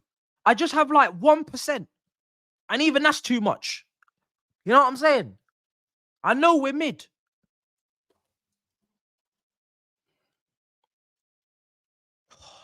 And people I've been saying on Twitter, right? Brentford, they're good at set pieces. They're good at wide areas. They're good at, and they say, oh, but this season they haven't been as good. Brother, this is Brentford. This is what they do. Both the goals come from crosses. This is not any coincidence, bruv. This is their main threat. It doesn't take a genius to analyze Brentford. Everybody knows, and their mother, father, grandmother, granddad, cat, dog, mouse, parrot, everybody knows what Brentford are about. Crosses, set pieces, long throws, free kick. Bro, this is Brentford, bro. Everybody knows this. It's mad. Both their goals have come from crosses and then aerial situations. It's mad. It's so predictable that this is how they get their goal. Oh, we're getting absolutely blammed in the second half, man. Fuck's sake. Second half's been so different. Life change fast. Life change. Football humbler. Again. Again.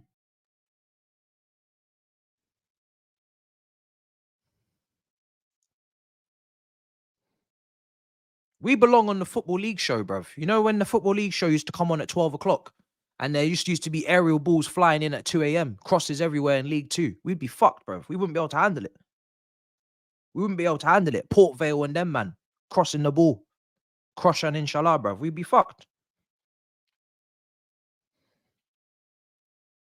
I really thought we were coping as well. First half, I thought we were coping, but bruv, that's copium, innit? Fuck. Boy, was I wrong. Bruv. This is mad. These man just flipped my whole weekend upside down in 45 minutes, man. Fuck. Got me out here again, bruv. Looking like an idiot. It's crazy. Ball in again. Oh, it's hit the post. What is wrong with us? It's again. We've nearly conceded again from a cross. Oh, I don't even care about the Formula One anymore. I've had to lock it off. They've hit the post twice today. What is going on with the crosses?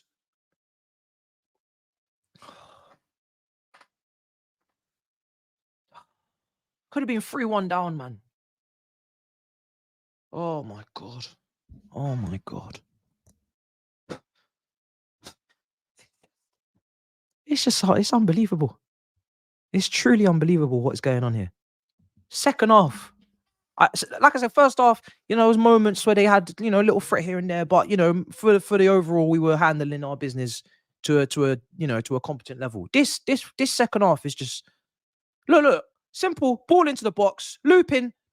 Again, you know what pisses me off? It's not even like these crosses are like Marlo Gusto's cross for Jackson. Whip on it, spin on it, in between defense and goalkeeper, like elite level, Trent level cross. We're talking just little scoopity scoop. Scoopity poop, bruv. Kanye West crosses, bruv. That's what's going on. Just little scoopity scoops. And it's like there's so much work to do still for the attackers. Still so much work to do. And still struggling. We're still struggling. Look at where they're taking this free kick from. And they're gonna put it into the box. These men are Tony Pulis on steroids, bruv. Look at this. Look at this, man. These men are taking crosses from over here. These men are treating halfway line like corners, bruv. Oh. 0 attempts in the second half. I knew it. I didn't need to check the stats. I knew it. Well, 0 on target, right? Because we had that shot from Palmer. 0 on target. So we have had attempts, but not on target, right? I don't even want to look. Who's coming on now? 0. Yeah. What? Yeah, 0 shots on target. Yeah. 0 shots on target, not attempts. That's damning, isn't it? How damning is that? How damning is that, guys? How damning is that? Can't even complain. Look at the second half. Oh, another weekend ruined. We got 10 minutes. 10 minutes. Palmer. Go on. Play it through. Mudryk. Oh.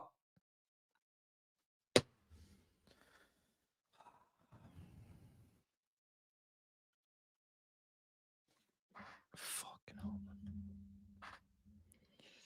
Oh, I'm dying inside. I'm absolutely dying inside. All I wanted was my 3 points and my weekend. That's all I wanted, bruv. I just didn't want my weekend ruined. Just for once. Here's Palmer. They've kind of put me in a bad mood now. Even if I watch the Manchester derby tomorrow, I'm still going to be pissed.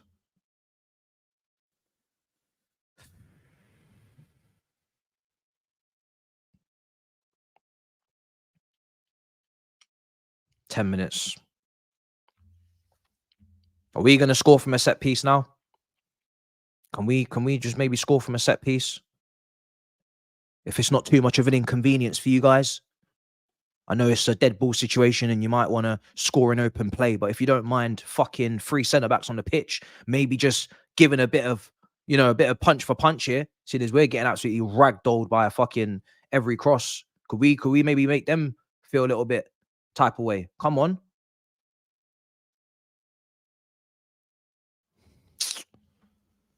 Fucking hell, man. Tottenham winning now. Of course they are. Of course they are. Not that it even makes any difference to us. Yeah, they've flipped the script. Fucking hell, Timo Werner, of course. The narrative will be now Timo Werner was good enough for Chelsea. Lord. Everton 1-1 still with West Ham. Fulham 2-0 up. Newcastle 2-0 up. Liverpool still 0-0. Tottenham winning. 9 minutes. 8 minutes. Mudryk. Come on. Yes. Take a shot. No, you're not going to get a penalty for that. Don't be so shameless. You're not going to get a penalty for that. Come on. Just get up. Come on, let's go. Chilwell. Left side. Ball in. Ah! Fucking concentrate. Concentrate. Palmer. Oh, straight at the keeper. Go on. Follow up. Oh, fuck's sake. Come on. Follow up. Taking it short. 3 centre-backs. Palmer, ball in. That's better. Ball in. Header coming in. Yeah! The ball. Pick up the fucking ball now. Pick up the ball. You're not diving into the crowd today. Pick up the fucking ball. Pick it up. Let's go. 2-2. 2-2. Pick up the ball. I'm here for my 3 points and only 3 points, bruv. We're not doing nothing else. Nothing else are we here for. Go and get the ball. Go and get the ball. We're not here for no draw, no nothing. Go get the ball. Go and get the ball. You got time. You got enough time to go get a winner. Go get the ball. Go and get the ball. The Sassy comes crashing in. Finally. 3 centre-backs for something. Ball in. Header. Come on.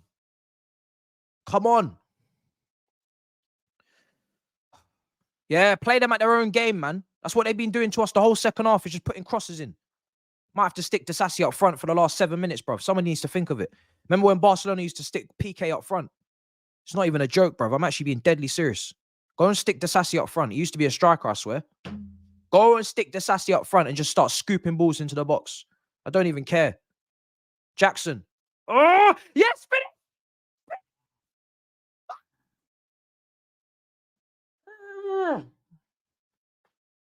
Oh my God, Sterling. I can't watch. Oh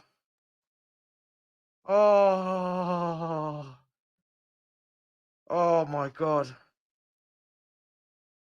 Oh, this is like, this just feels like someone's gonna win. Someone's gonna win. It's either gonna be us or them. I can't see this ending in a draw. Somebody's getting something. Somebody's leaving with something, bruv. Please, bruv. If you have any respect for my life, bruv, and the Chelsea fans' lives, bruv, and you want us to live to fight another day, bruv, please just find a winner. I beg of you. Palmer. You got Gusto on your right. Are you coming in? What are you doing? You coming inside? Okay. Oh, the touch is loose. The touch is loose, man. You loosey-goosey, bruv. Palmer. No. Predictable. Chilwell. Who's that? Who is that, bruv? What are you doing there? Are you lost? What's a polar bear doing in Egypt, bruv? Get back over to the left wing. Fucking hell. Gusto. Gallagher. We can't cross to... I swear, bruv, just put Disassi up front.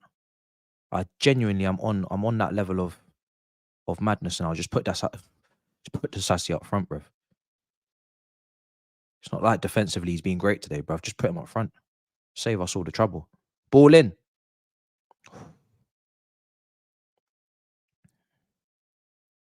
Fucking hell, man. I want to flag for something.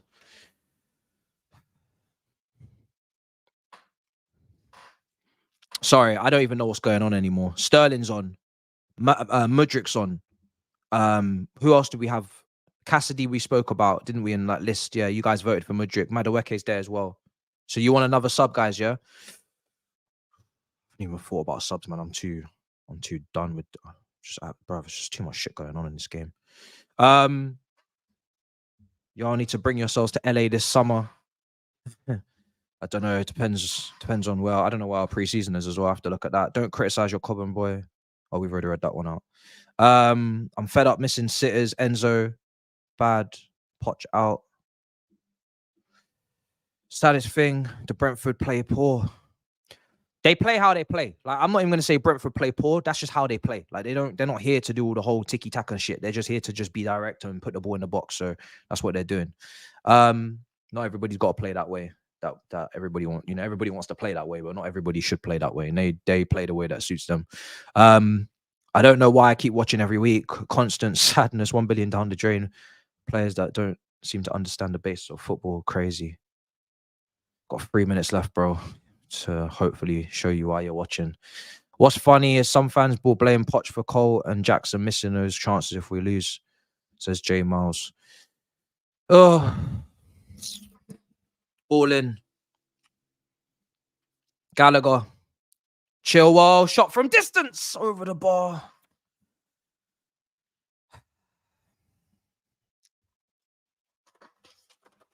In another world, that just goes into the top corner, but I don't know if that world exists.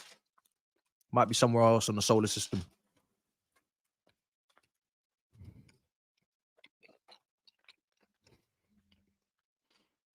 Oh, dear.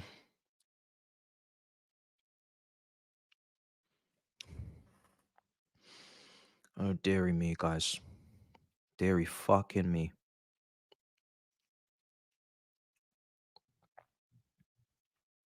Palmer. Shot blocked. Caicedo.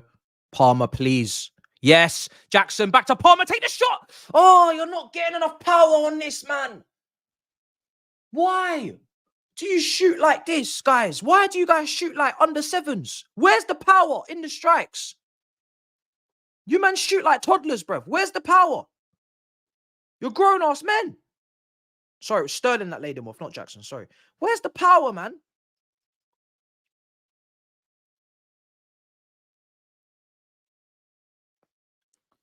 At least then it leads to a corner or something. We keep it going. Bruv, these shots are just catchable. Chilwell.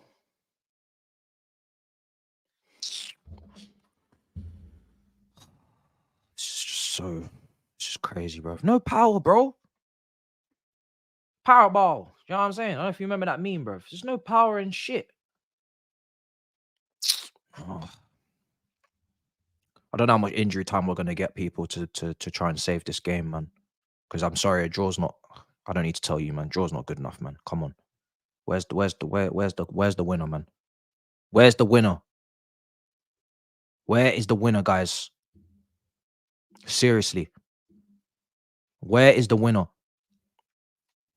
Where's the winner? Because I don't even know what we're trying to do in the league no more. But I know I'm trying to get to 40 points, bro. Dead ass. I need my 40 points. Where's the winner? I need my 40 points. Where is the winner?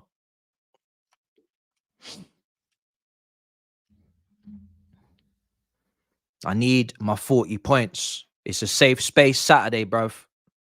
That's what it's called. 5 minutes of injury time. Come on. 5 minutes of injury time. Please. Oh, Brentford are coming forward now. Left side. Tony. Caicedo. That's a great tackle. Great tackle. Great tackle. Great tackle. Gusto. Great tackle. That's better. Look. Mudryk. I saw the vision. I saw the back. Free kick. Free kick. Yes, free kick. Great ball. Great run. Free kick. Thank you. Let's go. Come on. Good area. I don't know who's taking it. We ain't got no free kick takers. We'll have to figure something out. Great run from Mudryk. Come on. My mic's gonna get broke up, bro. I've lost my mind, bro. I've lost my head. I need to chill, bro, before I break something. Come on. Free kick. Come on. You can even book him. I don't care. Let's go. Give me something. Sterling, it's not really his position, is it? It's not really his position. This is probably a left footer. Sterling whacked in 2 free kicks from the other side. I don't really see this as his thing at all. Who's taking this, man? We don't have no left-footed free kick takers at all. I need a late winner, man. I need the dopamine. I swear it will hit this time. It's not like Leeds. It will hit, man. It will hit.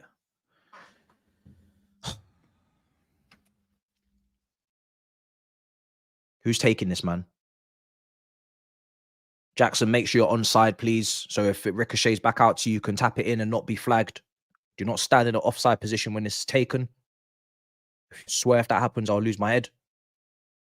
Make sure you're onside. You know that kind of nonsense will happen to us. He'll be standing offside or some nonsense when the... Who's taking this, man? Jesus, bro. I need to go to therapy, spa, all these things, bro, because man's stressed too much. What are we doing? Palmer? Shot blocked. Nope. 3 minutes. You got 3 minutes. Oh.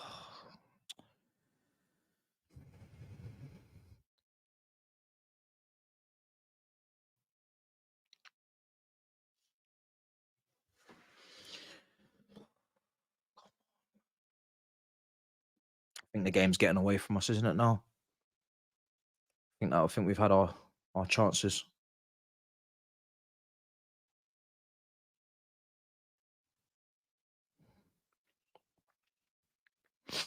Ball in.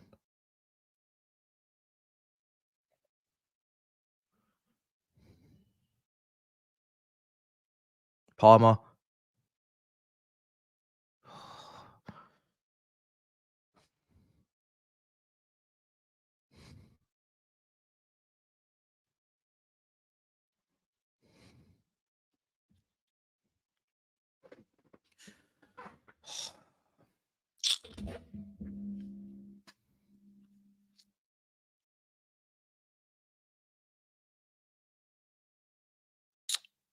Better add this time on, man.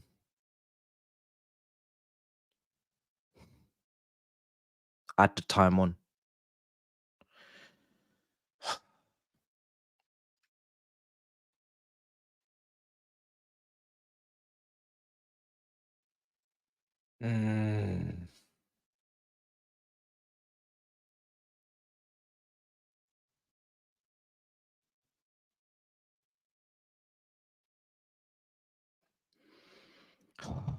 To go another year without watching European football, don't I? Another year, no European football, bruv. Sickens me. It's not. We're not getting in the league. I said it after Wolves. I don't know if people didn't quite want to take it in because we're not that many points, and bruv, we're not getting European football in the league. I think everybody should know that now. So, yeah.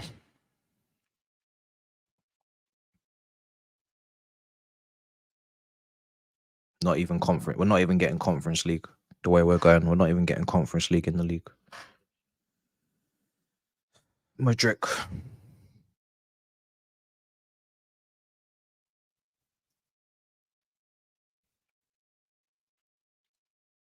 Oh, this is fucking ridiculous. So mid. We've got the same amount of wins and the same amount of defeats. Then we're going to get a draw. And we're not going to move our goal difference off of 1. It's mad. We couldn't be more mediocre if we tried. We couldn't be. May as well support Bournemouth or something, bruv. This is crazy. This is what we are. Wolverhampton and shit.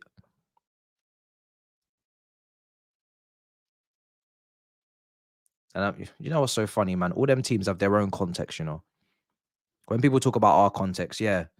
But Wolves had no Neto. He was injured, you know. Like, I bet if you go to all these fan bases and they were represented better online, they could all tell you why they could be in European places if they had this and they had that and they had this and they had that. Oh, we had these injuries. Okay, cool. Pedro Neto out for bare at the time. That's their context. Do you know what I mean? So fucking mid, man. So fucking meaty. Meaty, bruv. Everybody's got their context, bruv. Even Palace, Elise and Eze, bruv, out injured half the time. Everybody's got their context, bruv, as to why they're mid.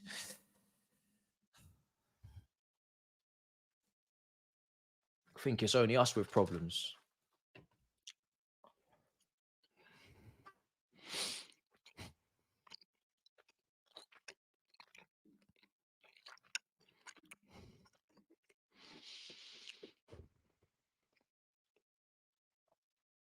Right, we've lost.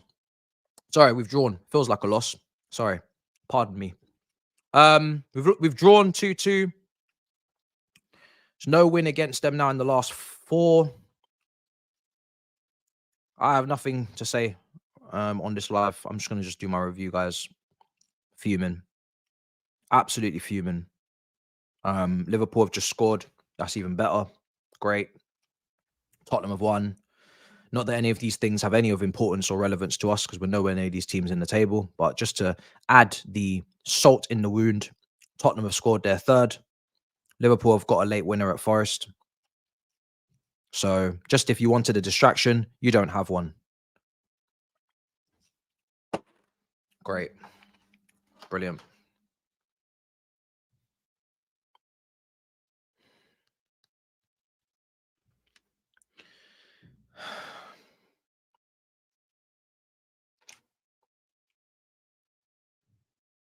Yeah.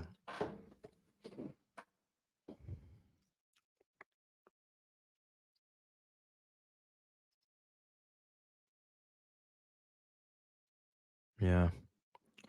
I'm gonna do my review, guys. I'm sorry, I can't be asked. I ain't got nothing to say. Never accept a call from Saeed pre-game again. I'd love to blame him, but he's not the reason we can't defend crosses in open play, bruv. 3 centre backs. So that's what we're on. That's what we're on, unfortunately. 3 centre backs, open play, twice on crosses. Is what it is.